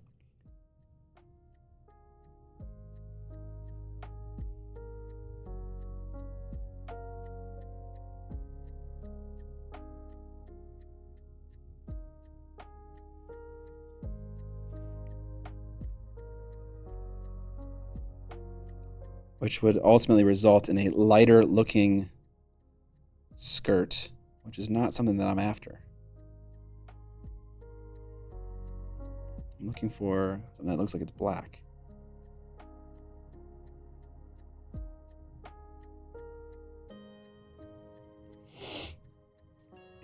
All right, I'm not going to touch anything. My inclination is to want to wipe away the paint that is right there, because it looks bad. It shouldn't be there. There shouldn't be a shadow right there at all. But if I touch it right now, I know I'm going to fuck it up. So I'm not going to touch it. I'm just going to let it dry, and then I'm going to do what I have to do anyways, which is fix it with a painted on highlight.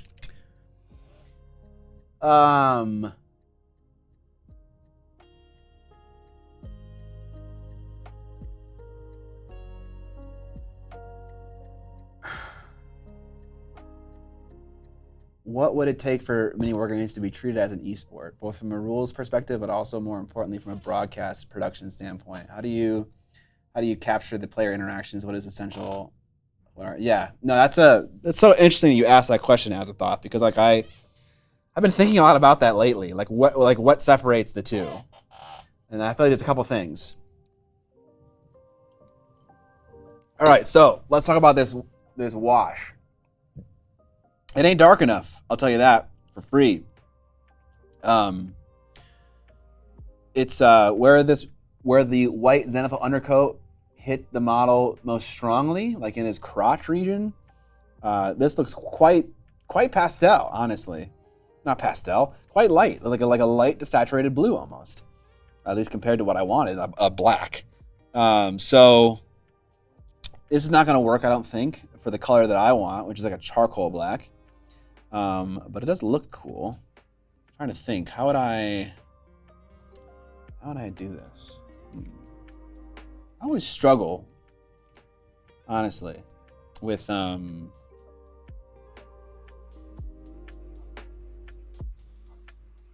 to get black with contrast paints. Hell yeah, James is on it.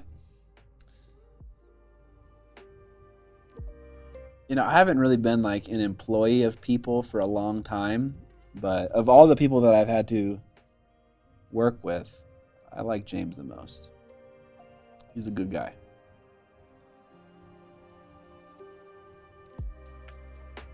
Don't tell Evan. Glaze the same mix into the shadows when it dries. The problem is it's not just a shadows thing, right? It's like this part is all the problem. Shots fired at Evan. Evan's a good guy, but yeah, James is also a good guy too.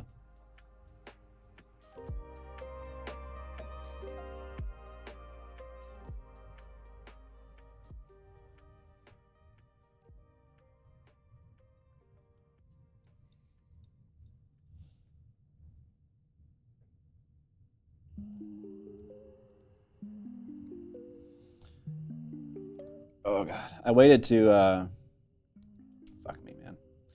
I waited to use a thinner brush for doing this belt portion, just because I knew if I did it with the brush that I was using, just calamity would ensue. I would get paint all over the torso, and it would look like trash.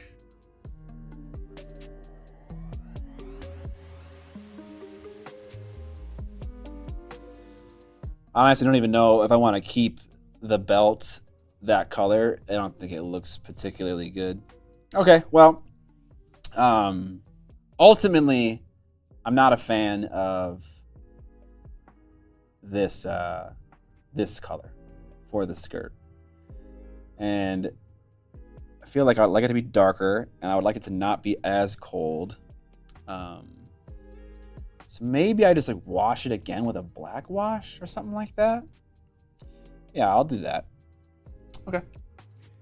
BR back, killing myself again. Hey Evan, you may take that #1 spot if you make a fucking banging video for me, you know? Get it done. I saw you were you working on your script while at the source?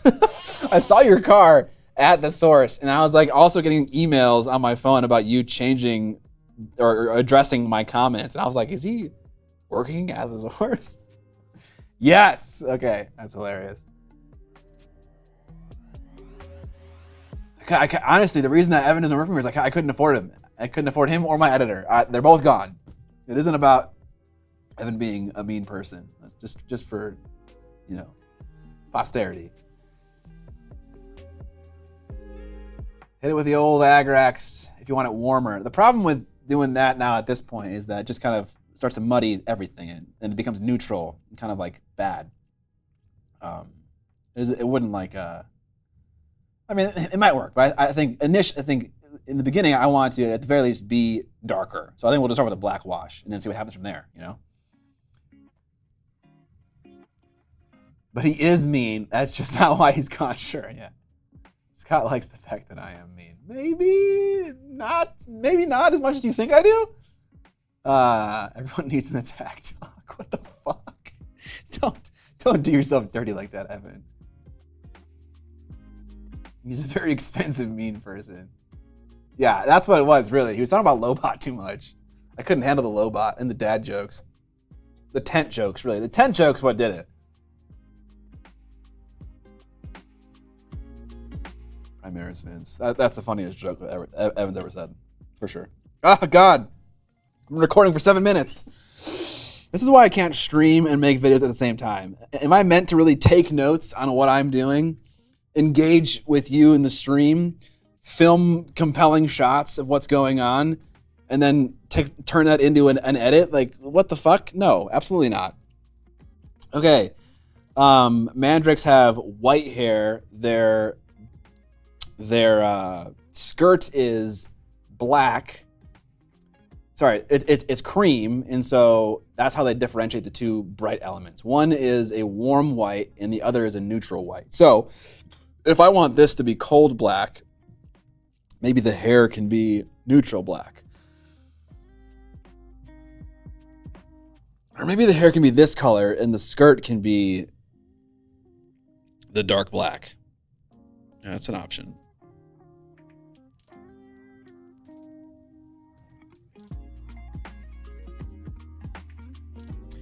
I made this for you.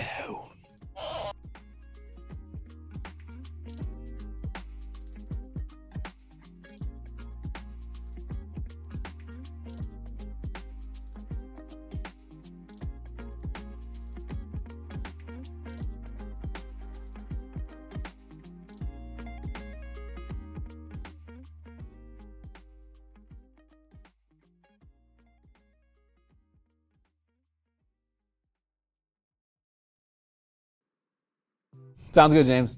Anyway, Scott, I was working on it, but I'm trying to get some context on the Legion changes from players so I can communicate the new hotness there. Evan, like I said with X-Wing, you got to think about the audience for this video. That's not Legion nerds. They don't give a fuck about the new version of Legion. That's not what they care about. These people watching the video you're making know very little about all the games you're going to review. So don't waste any time talking about revisions, what changed in a new version, unless it's like really special. Like, I don't think it should make it in the video. All right. Does Army Painter or Vallejo have a legitimate black express paint? I feel like they don't.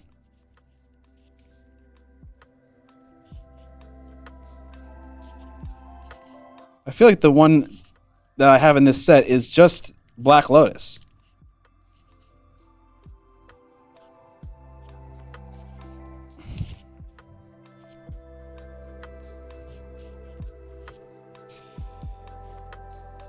Omega Blue. They have a black wash, but not a black paint. Yeah, there's no black express paint. At least in this initial set that was sent to me. It probably is now. Lotus Black is, yeah, it's greenish bluish, yeah. Yeah, probably. Yeah, coal black, yeah. Black Time, I mean, yeah, there are other different brands for sure. Black Legion is still the winner in this category, and that's G-Dub.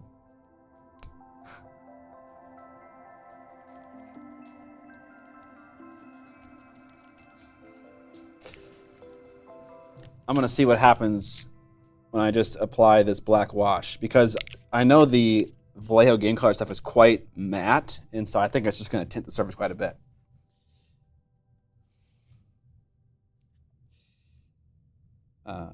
We'll see though. Maybe I'm just gonna waste my time some more.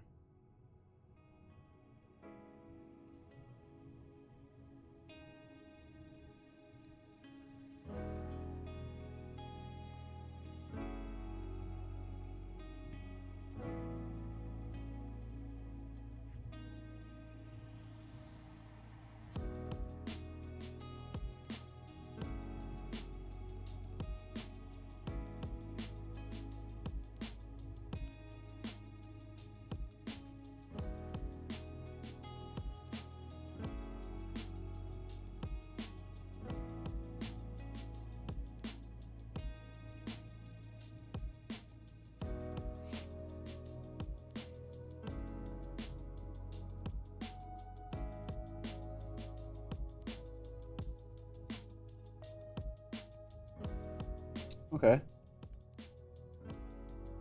That's it's kind of getting closer to what I want.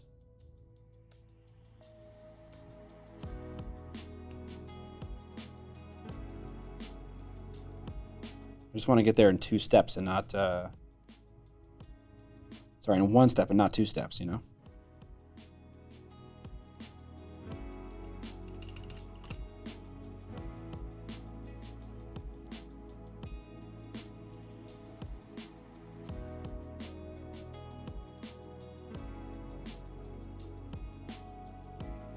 Yeah, I thought Apothecary White was pretty good. I kind of agree with Evan. I think that actually does a pretty good job of doing white. Although admittedly, I've never really used it. I've just seen people use it, and it looks pretty good.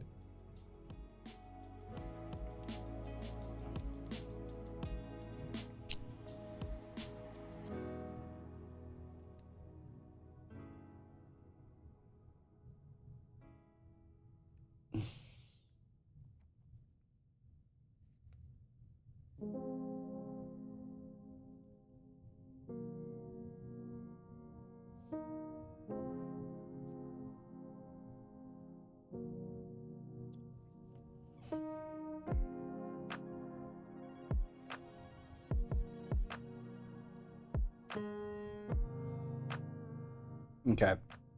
Let me share some thoughts.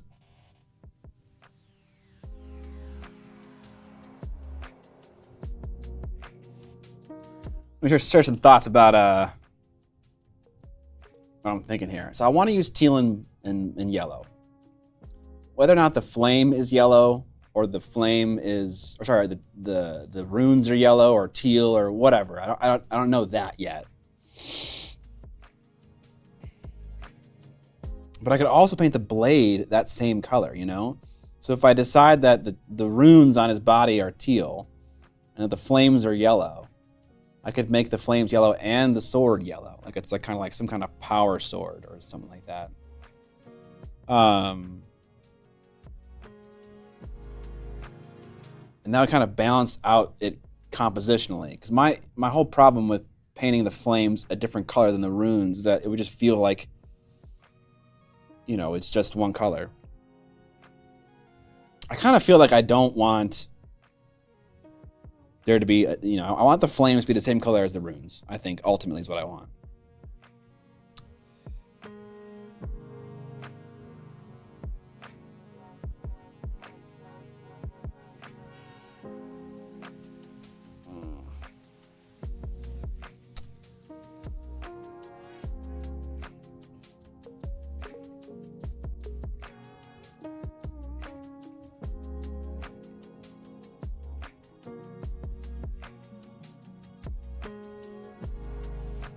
Yellow belt, flames, and rune teal. Yeah, I was thinking about that too. Like, I could not go with the OSL yellow and instead do like the yellow on like the handle of his sword here and like his belt and like whatever this butt patch thing is. Like either this border around the butt patch thing could be yellow or the butt patch itself could be yellow.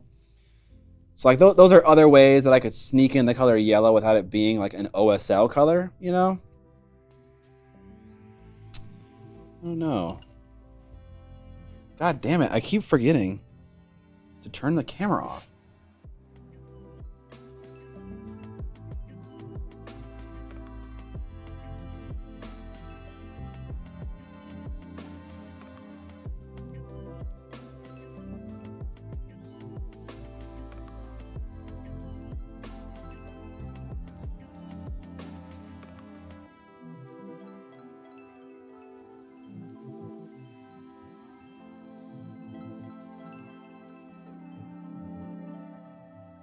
Yeah, I agree with what you're saying, Mike, about how like they're both magical sources of energy. They should both be the same color. That tracks in my head. You're saying if I painted his whole butt yellow, he would look like a baboon. Okay, that's fair, Evan. That's fair. I think the hair I also want to be black. Like I guess it could be like some kind of a warm black maybe? No, a cold black.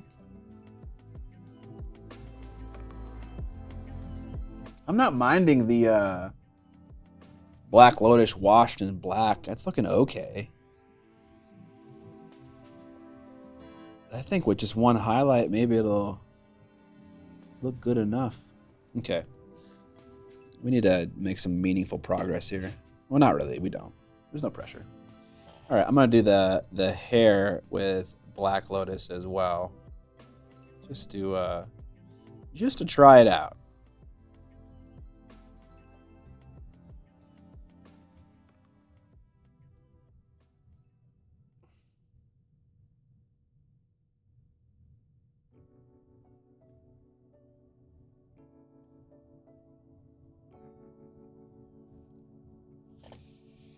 I don't think this guy is gonna look good. Well, definitely flirting with the ass phase of the model right now.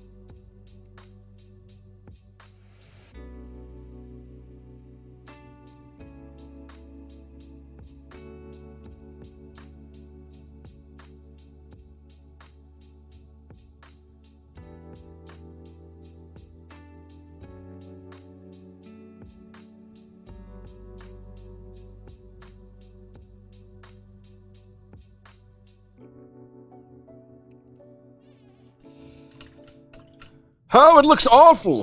All right, now I think we should do some skin tone stuff. So I think we should probably do some highlights on the arms and the abs and the shoulders and his back muscles and stuff. Just like one coat of highlight, nothing more than that. What the fuck happened to my camera?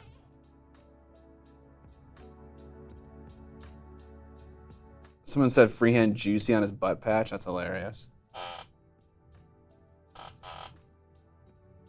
What do you use to hold your camera at the angle you have it? Let's get into it. I have a ball head that works with 501 PL tripod plates, which is shockingly hard to find considering how ubiquitous that tripod plate is. But yeah, so a fat ball head, like this one is a fatty, dude. I forget who makes it. I think Manfrotto makes it. I don't know if they make it anymore. But big ball head. There is a junior pin adapter that's screwed into the bottom core 20 of the ball head. That junior pin is then gripped by a rigging knuckle. It's like, I think they call them knuckles, which you can't see just out of frame. It's a silver thing. And then that goes into an arm that goes into another knuckle, and that then goes into another arm that goes into a super clamp, which is clamped to a steel ceiling rig.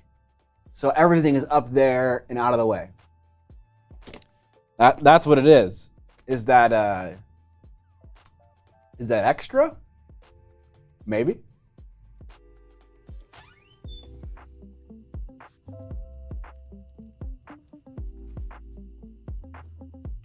What a setup. Thank you so much. You're welcome. You're welcome. I forget what these, I think they're called gobo heads too. Like these weird kind of like rigging equipment. All right, let's get a light, warm white color to do some skin highlights with.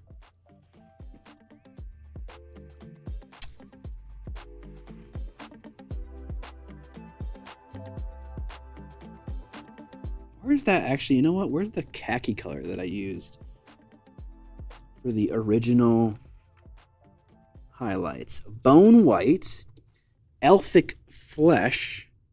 Oh, there it is. I see it. I see it.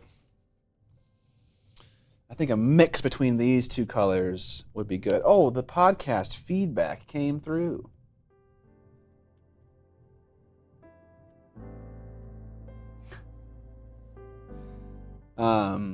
These two mixed together. Feedback for the, okay, I thought it was going to be about the podcast in general, not about a specific episode, but either way, I'll take it. Your segments where you talk about how much GW is bad and you hate what they do are extremely weak. A bunch of what I heard, such as rules being in magazines, is not true. I don't know why you would go this hard into a subject, 40K, when neither of you play regularly, if at all. This kind of content is extremely unoriginal, as there are tons of people out there complaining about games they don't play. Consider bringing on a guest that plays regularly next time. If you're going to tell me that GW has never put rules in a magazine, you are lying. And it's not just about 40K. It's not what we hate about 40K. It's what we hate about GW. And they have, at one point in their past, in their recent past, put rules in magazines. If you go to Wahapedia for certain rules, they cite where all the rules come from, and there are sections of each armies at AOS where the rules come from a White Dwarf article, which is a magazine. So I don't know if maybe they don't do it anymore, but at one point in their company's history, they absolutely did. And also, it's fine if you say the points are weak, but you only mentioned one of the points, the magazine things. How about every other point that we mentioned about GW and what we don't like about them? Hey, do you have issues with all of them, or is it just the one magazine thing, you know? Which that is true. It is true. I don't know, maybe it's not true anymore though. That could be the case. They 100% still do that nearly every month. I don't know. Who's lying? That's fine. I mean, again, apparently they still do it. So I don't, like, someone's not telling the truth. I know at one point they did do it for sure. I don't know if they still do it though. Kills team stuff is there all of the time. Again, it wasn't just about 40K. That's what the original video that inspired the episode was about. But it was about the entirety of GW.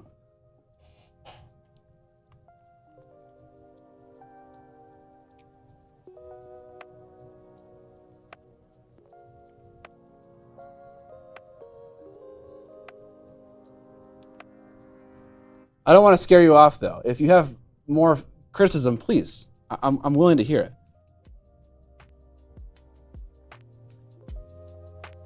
But yeah, I do believe that at one point in the I mean, I know for a fact that they had rules in there for AOS, so that was true at one point.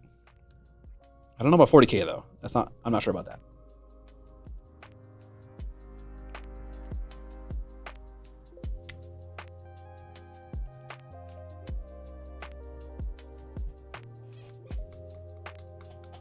any chance of me doing a brush-on primer comparison video? Probably not.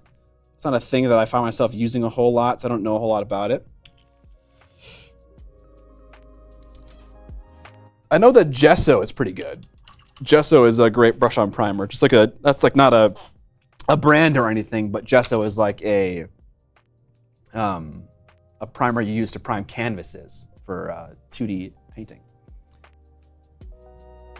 GW doesn't need someone pretending they're good at making rules approachable, to be honest. AOS 4 just launched, and you have to look in at least 4 different PDFs to play the game correctly. Seriously, dude?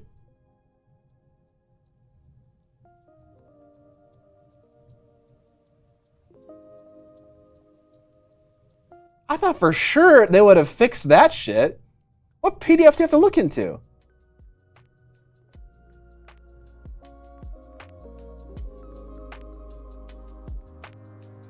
Hey, Brigandige, if you don't want to, criticize the podcast and have chat and also myself, kind of come at you a little bit, you can just send a huge ass email to scott@miniac.co and I'll read it all, guaranteed. Or you can put it in the chat, either one, whatever you're more comfortable with. Battle points, core rules, GHB, and the indices. Okay, so yeah, there's a lot of stuff. Okay.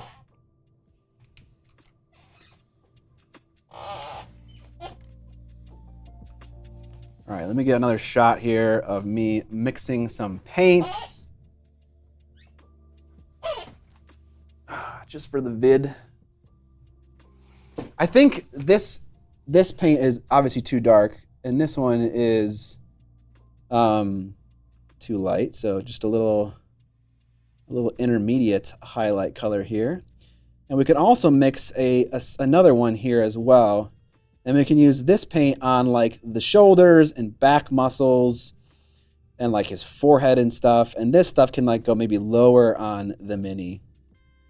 I don't need to apply the same highlight all over the Mini. It can just be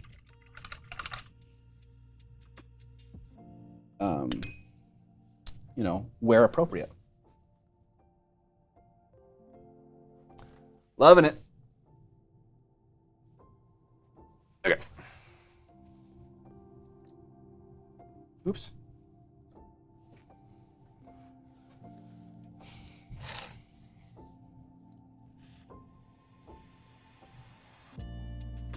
Now we have to paint with this paint, and we're going to do it again on the foot just to see, did we get close?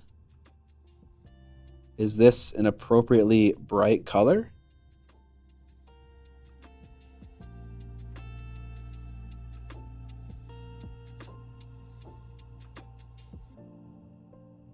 Yeah, it's looking okay.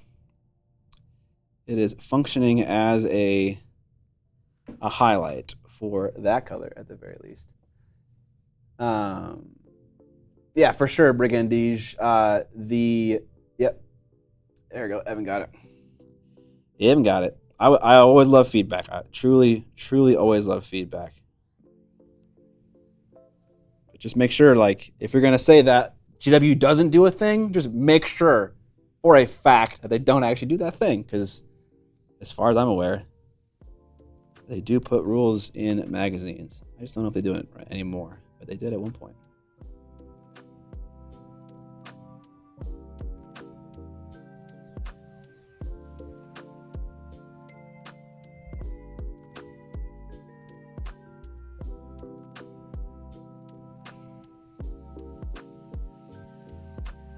Okay, maybe we use the darker color here to kind of highlight the abs a little bit. Hold on.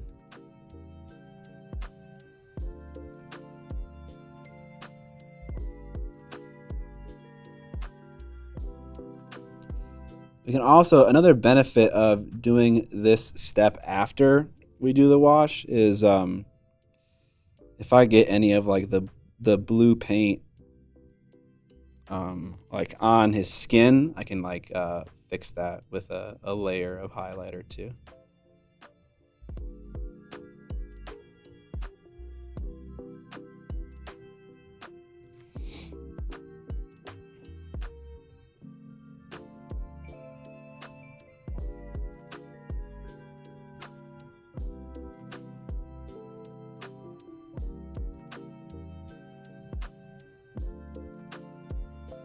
What color am I gonna do the energy blast? I don't know. It's between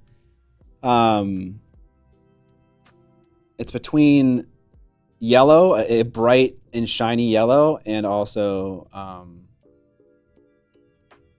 a teal or a turquoise. One of those two. Either one. I'm kind of leaning toward yellow because yellow is like my Drakari's like color. Like a lot of the other army is painted with yellow as like a mainstay color. So I think I'll probably just keep using yellow. Because I want all those old paint jobs to like make sense, you know?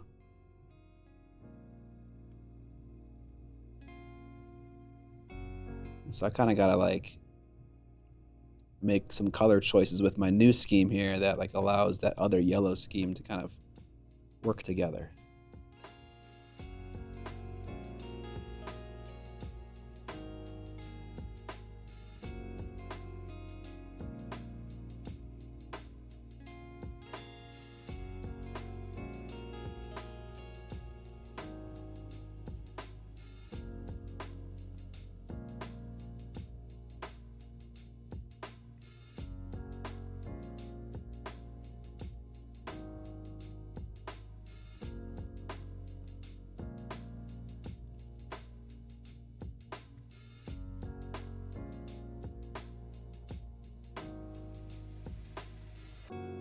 Magic yellow, let's go!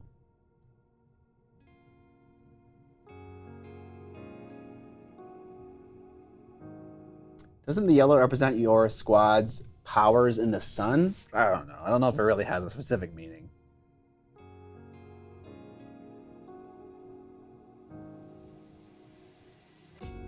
Yeah, that's pretty much what it is.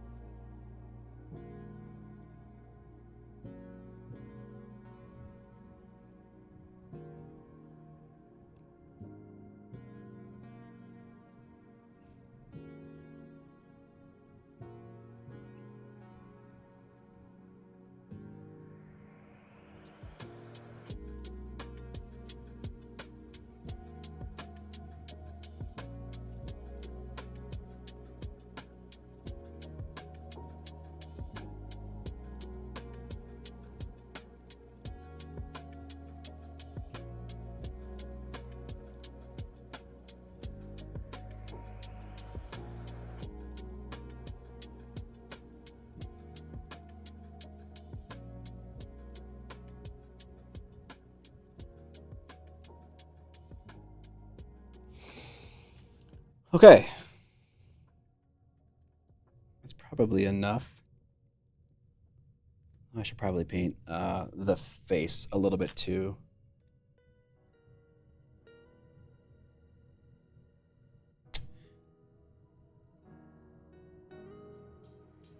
Ever thought about painting Conquest minis? Yeah, I've definitely thought about it.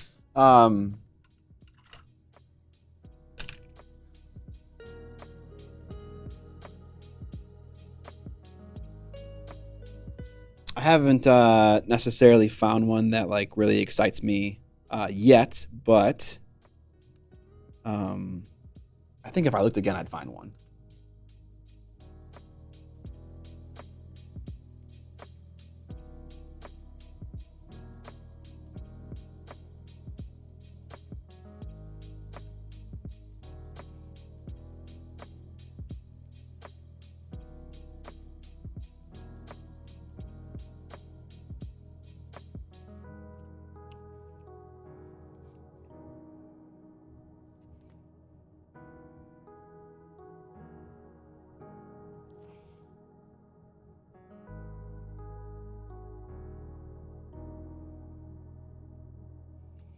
All right, getting some problems, some problematic areas here on the hair. Let's see if I can just paint over that a bit, clean it up.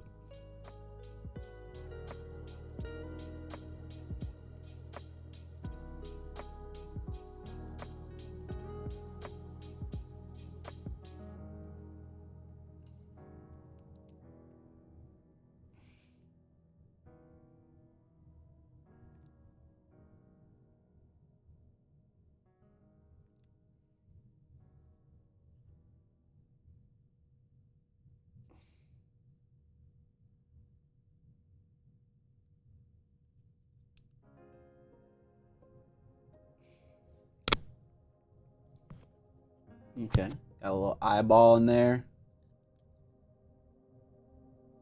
A little bit of highlights now on that musculature. Good enough. Love the latest podcast, by the way. I stopped with GW Miles and products like 2 weeks ago. Nice. Have I ever looked since they added the gin? No, I haven't looked at any gin models yet.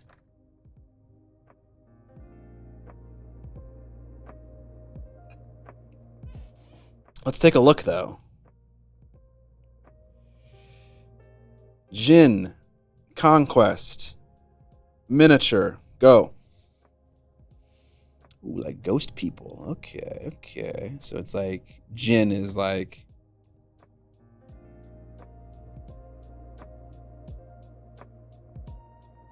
kind of like thought of literally like a. Okay. New and upcoming factions. Let's go to the factions area here.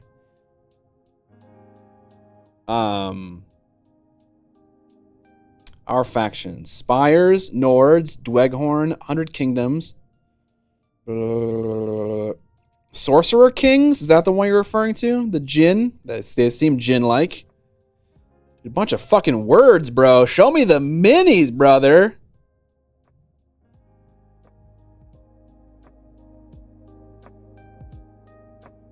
I have to go to the eShop. I have to go to the eShop, chat. Sorcerer Kings is the army.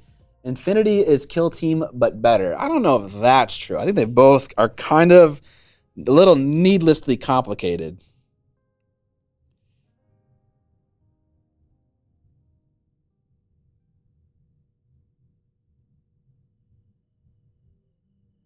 Factions. Okay, so there's 2 filters on this website. There is the one for the shop, one for the website. Okay, that's a little interesting.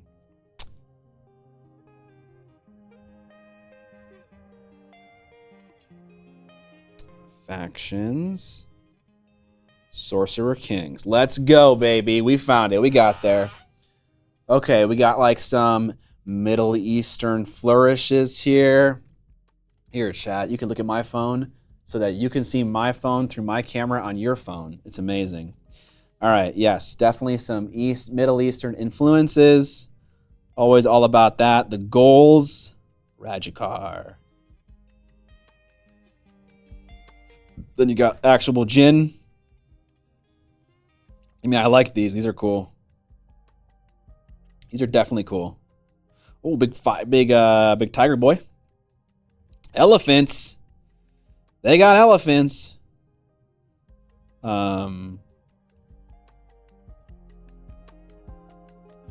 Let's look at one of these closer. I think this one was really cool. The Favored of Ormas. Show me the big picture. Okay. Yeah, no, I definitely dig this faction a little bit. Excuse me, Scott. I dedicate my entire TV screen to your stream, bro. I'm in your basement right now. What up? Have I seen the False Seraph from Comet Lord Minis? I haven't seen that one. No, Dr. Fisker. You have any games on your phone? No, I fucking hate mobile games. I hate mobile games so much. There's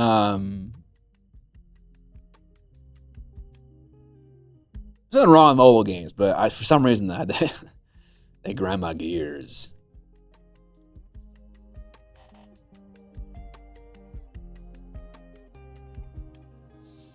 Okay, what do we do now?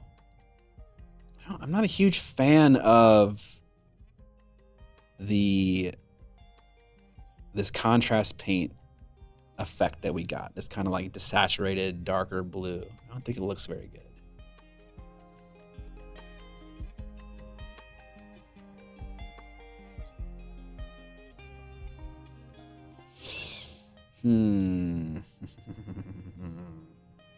I think I'm sold on the albino Mandrake idea though. I think I like the white skin. I think that's gonna look good. The question is just how to execute on it now.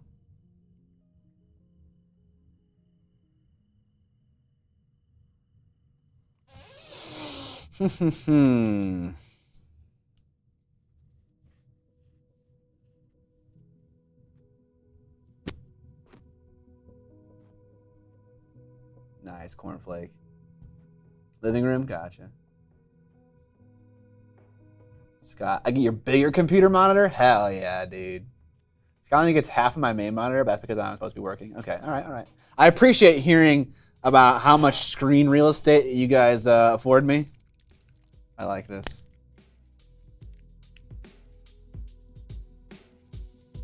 Thinking about your other colors, I'm having a hard time thinking of what else you could do with that cloth that wouldn't be weird against yellows and teals.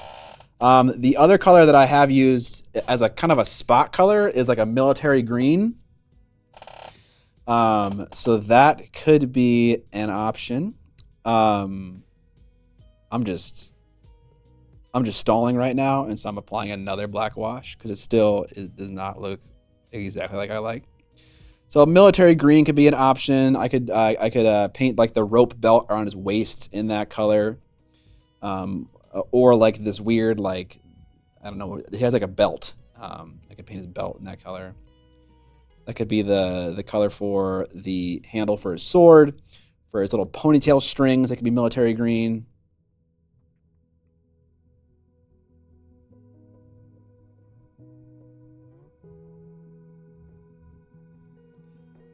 I'm just thinking a little too hard, I think.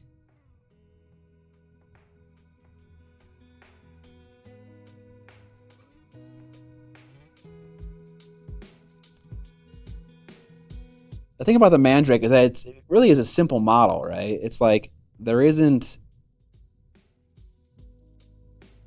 a ton going on. He's kind of a bare-chested dude with a skirt. And so because of that, there is less opportunity to express a color scheme, but also you can still get away with a lot of fun stuff. Be kind of just, I guess, think a little bit more hardly about it.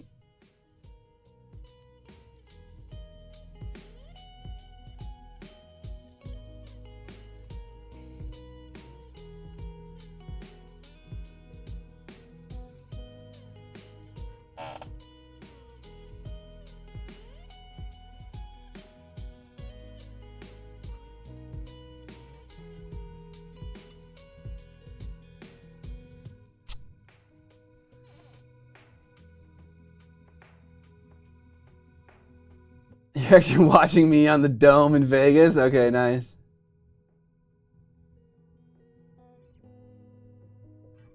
What if they're just all pale, like the twins from The Matrix?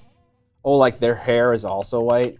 Yeah, I could definitely get away with that. I would just need to change the color temp, so it's like their skin is like a warm pale yellow, and then their hair is like it's like a stark white, neutral yellow.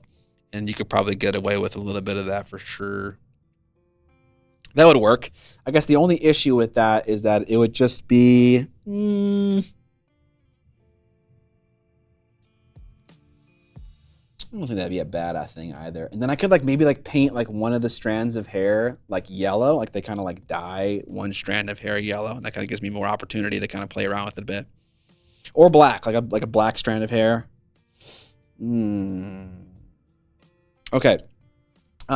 Truthfully, I don't know where to go, and I don't want to like just keep forcing it with this model. So I want to think about it a little bit more before I progress further. So we're going to end the stream a little bit earlier to give me an opportunity to take a break from the model and just to think about it a little bit more and then come back with a fresh set of ideas. I kind of like where we're going right now with the idea of maybe a white hair with like a strand or two that's like a different color, if that's worth the time. I'm also just a little bit discouraged because I don't think it looks very good right now, but I know it's just the ass phase of the model. That's where we're at. Really fan dedication, paying 18 grand an hour to stream Scott in the Vegas sphere. Scott's gonna throw it back to 2009 and do feathers in the hair. No, we're not doing feathers in the hair. Maybe light gray rather than white. I think the problem with it being light gray is that it would, in a value sense, like brightness, it would look too similar to tan. You know, the tan skin is kind of already not max bright, so it's like a few steps below that. And that's also kind of where light gray also lives. And so in order to get like enough contrast, I think it not only should be brighter than the skin, but also a different color temp. So instead of warm, it'd be cold or neutral, either one. I think, actually maybe that's the play, a cold white hair. Okay. I kind of like that actually. Does anyone make a fluo white? Ooh, I don't know. Ice blue. Ice blue is a nice warm white color, or it's kind of like it's a warm yellow, but it's like kind of like a colder yellow, which makes no sense. But there should be a sub goal for LVO. Fluo white is just titanium white. Okay. Looks like the monster from Gannibal. I've never heard of Gannibal.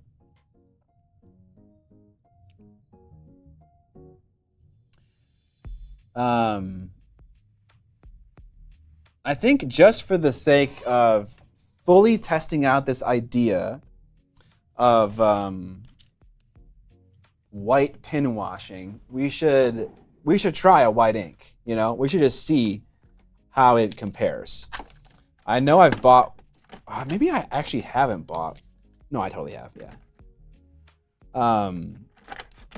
At some point I bought white oil paint, and I never used it for anything, but I got it right here.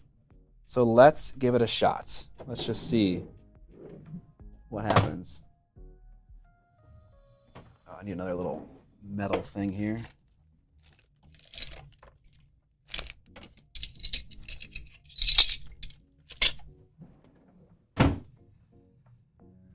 Okay. I don't know where. Oh God. Let's end this stream early. I feel bad, you know. I feel people are here to hang out, and this allows me to not continue to paint on the model that is not looking great right now. Gives me an opportunity to think about my next moves a little bit more carefully. But I do want to do this, and I like to do oil washes toward the end of the stream, just because then they have an opportunity to dry, and I'm not waiting for them while I'm painting. You know what? I keep forgetting about this soda.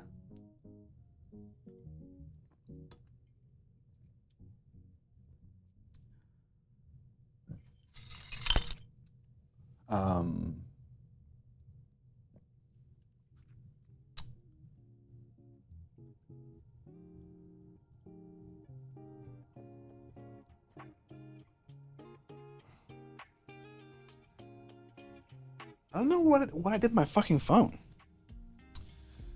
My phone has the remote on it that allows me to switch cameras. God damn it. Oh, there it is. I'm a fucking idiot.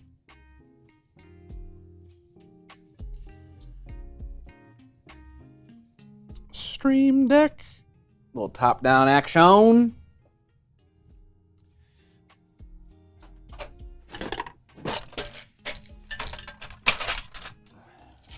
Got my little Miniac brush coffin over here that I just put a bunch of oil paint stuff in.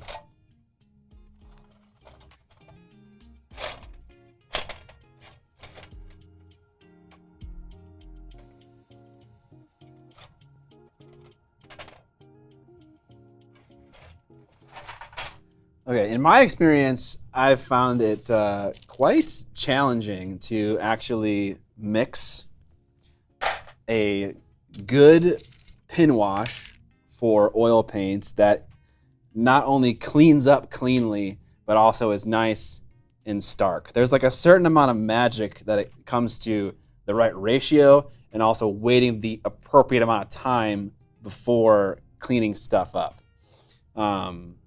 that I haven't fully mastered yet. Brush coffin inside. Oh, there's brushes in there. There's tons of brushes in there. Come on, coronary jump.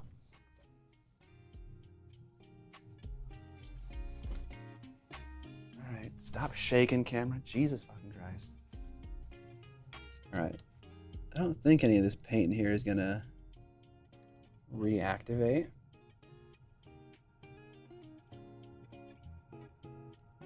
Said it was oil paints. Oh, sorry. Let me be more clear. It's stuff used for oil paints. Brushes, pipettes, things of that nature. My apologies if I said that. Yeah, I'm actually a little bit interested in this fluo paint white thing. I feel like the color white already like shows up in a black light, so it kind of is already doing the thing you want it to do. Now I can sleep at night.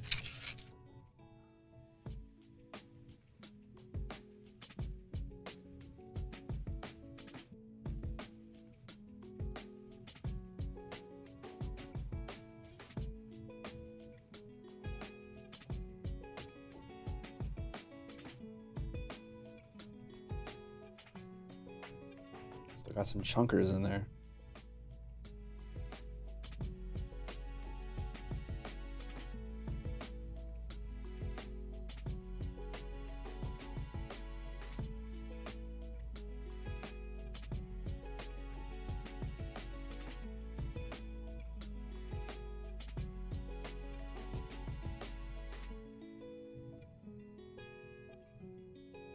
That milk frother. I think this is the right amount of dilution, but I really have no way of knowing. You kind of figure it out like as you're doing it.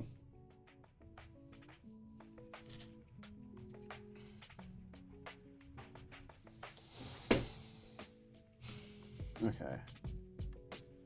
I expect this to be like completely magical.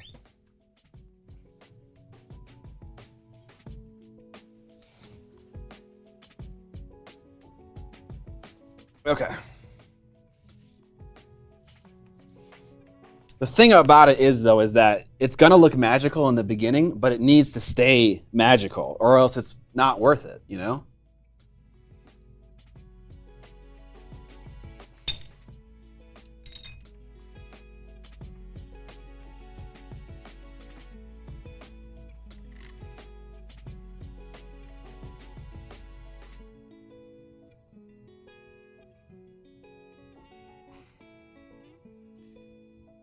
But I think it might stay magical just because like the recesses for these runes are quite deep on the model, the sculpt. So it's like, where are they really gonna go? You know, they're not gonna like spread out and look nasty if they were like in some kind of like softly defined like musculature, you know, of like some dude's like abdomen. They're gonna stay in the cracks.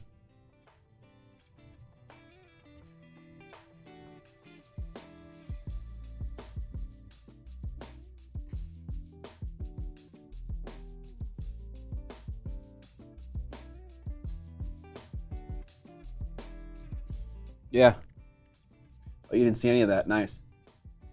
Or maybe you saw some of it. All right, I'm gonna let this dry.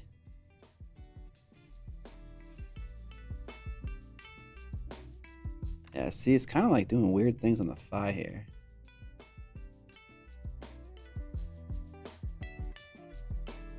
Yeah, and now it's starting to, if you get a little too aggressive with it, then it starts to kind of like outline other details like that are not supposed to be outlined. And you can kind of see what's happening. Let me zoom in a little bit. And then let me clean out this brush real quick. So I can use it as a pointer. So like, it stays in the crack mostly, but then because the capillary action is so strong, it actually like climbs out of the recess and then starts to stain the adjoining areas. You know, it's happening everywhere. It's not just happening on the thigh, it's also on the back. So the key, I think the key is, and I kind of discovered this while I was painting the incubi, if you guys remember this. The key was to not thin the paint so much so that it wouldn't wash all the way out. You need to thin it so the paint is like kind of heavy and thicker, such that it stays in the crack, or at least it stays in the crack more. You know, everything's a sliding scale. Nothing is just like black and white. Serious question. Why do this white oil step now as opposed to after it's mostly done painting? Clarkatron, at this point, we're just experimenting. You're totally right. This is a waste of time for painting this specific model. I just wanted to get some footage of me using an oil paint for the video that I'm shooting right now, but also just a means of comparison. And I can't like paint a whole nother model up to test this out right now. And I kind of wanted to test it right now. But yeah, it'd be much smarter to do this later on for sure. Is that capillary action or is it just gravity while you're flipping that bad Jackson around in your hand? I don't know. I think it's in my experience dealing with oil washes, I think it is just the capillary action of the wash. Because it kind of always does this. Oil washes always do this to me. They look beautiful and they define everything beautifully, and then in 15 seconds they kind of like spread out and look gnarly and nasty. So I don't think it's because I was moving the model around, but I could be wrong. Now the other thing I want to try, I love how I was like, I'm done painting. Let me keep painting. The other thing I wanted to try was using oil paint to highlight. So I got a white dude here. He's like an albino guy. It stands to reason that I would use white to highlight his muscles. And I saw this trick a long time ago on a old school Francesco Farabi video, actually. And I did it again in my Inquisitor paint video, where you just take white paint straight up and you just blend with it. And it's so easy. Actually, I saw Jay do it as well, I think on his Infinity video. Yeah, it always bleeds. That's my experience, yeah. All right, we need to zoom out. This is a little too crazy. I have the AK panel liners, and I find that I still need to mess around with spirits to get the consistency I always want. Yeah, I imagine, because it dries out too, right? Like the paint is not always the same dilution. It's gonna continue to dry out over time. Have I tried using Tamiya liquid panel liner for the same technique? No, not explicitly. Do they make a white panel liner? I feel like I've looked for it and I've never found it. See you, albino black sheep. All right, so we're gonna take just some straight up white paint. You know what?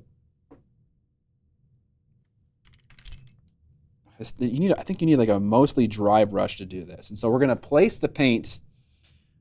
I should record this. We're gonna place the paint with a brush, maybe a little bit here too.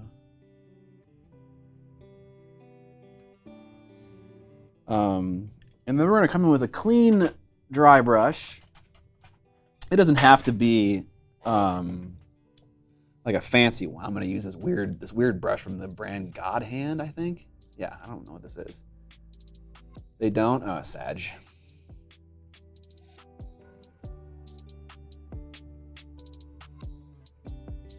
That actually is not enough accuracy with this brush.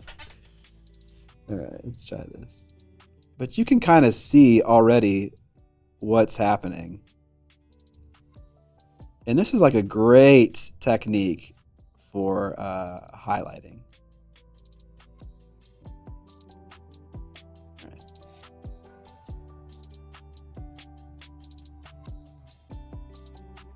Like, I could see someone just totally forsaking acrylic paint just to get like these beautiful soft blends with oil paint at like just it costs nothing. It costs nothing. It's easy. It requires zero skills. I admittedly put too much white paint on there. I kind of dominated the whole back muscle there. I didn't mean to do that, but it's just so simple. And you could do this with any color, you know, you could do it with red, you could do it with blue. So if you have like a couple of lighter oil paints, say you buy a white paint and a yellow paint and a couple colors, and you kind of mix whatever highlight you want, like your final highlight on a model could be just this little dot of oil paint, and then you buff it out with a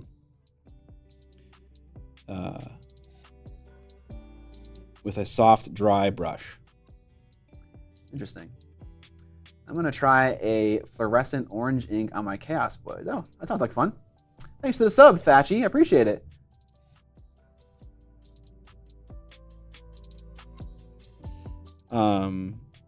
I don't want this on this model though, so I think I'm gonna try to wipe most of it off with some mineral spirits. I don't want to have just one muscle be like bright. I just want to kind of show that process. Magic Lore Art, thank you for the subscription. I appreciate it. All right. And on that note, now that someone has rated me, we will end the stream. We were just painting some mandrakes, just doing some experimentations with pin washing and whatnot. But now it's done. It's a raid. Okay, sorry. Don't oils require more cleanup though? You mean like for the brushes? For the brushes, you have to clean them in white spirits. Yes, that is a requirement. But once, like if I just left that blend there on that mandrake, it would dry. And you'd be done, you know? That's all that's required. But like for the brushes, you need mineral spirits, yeah. We have no raid target. Why don't you pick someone? Mr. Evan. Do the white spirits mess with the adhesive in the brush? I don't know. I don't use nice brushes for oil paints. As far as I can tell, at least all the things that I do with oil washing, it doesn't require a lot of accuracy. And so I just kind of use whatever cruddy brushes have a reasonably decent tip, or like a synthetic brush, you know, like that's totally fine too. It might, but it doesn't ultimately matter to me. All right, nice, Evan. Oil paint needs more attention than acrylics. I don't know if that's true either, but I guess I don't know what you really mean by attention. They're definitely more of a faff, for sure. But when it comes to actually painting, they're way better than acrylic paints. Like as far as blending goes, like it's so easy. It's criminally easy.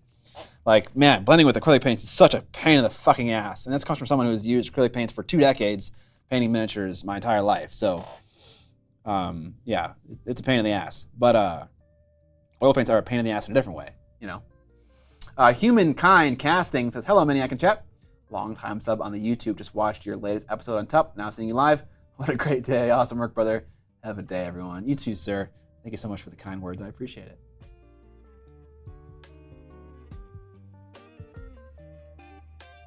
Use oil brush? I don't use a specific oil brush. I just use cruddy brushes that I don't mind if they get a little miffed, you know? Oil can be toxic and cleanup needs chemicals instead of water and soap mostly. I don't know if like the specific paint used for oil paints is any more toxic than the specific medium and paint used for acrylic paints. I don't know if that's the case. And I don't think mineral spirits are like a super harsh chemical. Don't eat any of this stuff, obviously. You shouldn't eat any of it. But like, I don't know if it's really any more toxic. Now, if you go and buy like cadmium red, whether or not it's an oil paint or an acrylic paint, it's going to be very toxic. But the medium specifically doesn't really impact that. But I could be wrong. I don't really know. I always love hearing you say faff. Such a British word being said by an American. Nice, yeah. Supposedly oil painters prefer synthetics. Okay, I didn't know that. You really don't want to be consuming linseed oil or mineral spirits. Oh, absolutely not. Yeah, and I would assume, I'm curious actually, like what's worse for you? Although you shouldn't eat either, is linseed oil and mineral spirits, are they worse than the chemicals found in acrylic paint? I have no idea. I would assume so, right? Linseed oil is probably worse than, linseed oil is the medium, whereas in acrylic paint, it's water. So absolutely linseed oil is worse for you. But again, like just, you shouldn't be eating paint. Like the fumes are gonna kill you, I suppose. Mineral spirits is way worse for you than the acrylic solvents and mediums, which are mostly water. Gotcha.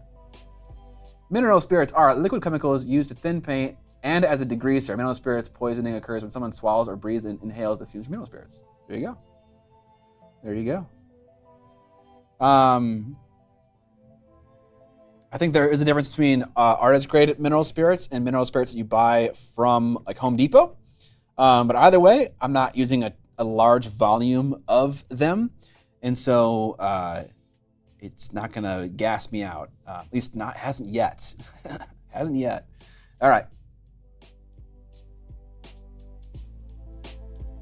Just generally consider anything oil related is probably toxic and you should be good. Yeah, I mean, in general, all these paint things are toxic and you shouldn't consume any of them. I really don't think that oil paints in the volume that we use them are really any scarier than acrylic paints.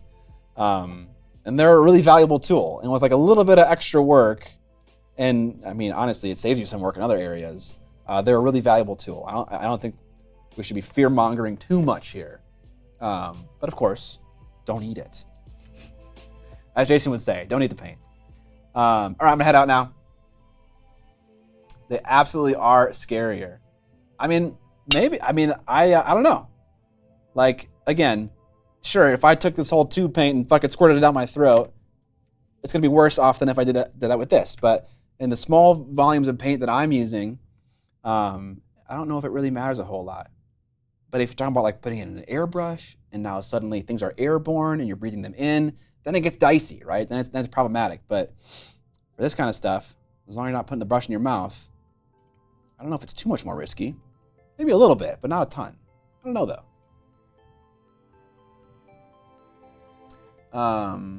Yeah, no shit, Evan. All right, yeah, I'm gonna head out. Enjoy the raid for Brannigan's brushes. I'll see you next week on Tuesday at 1 p.m. to 4 p.m. CST. Same time, same place, twitch.tv/Miniac. All right, y'all. See ya. There it is.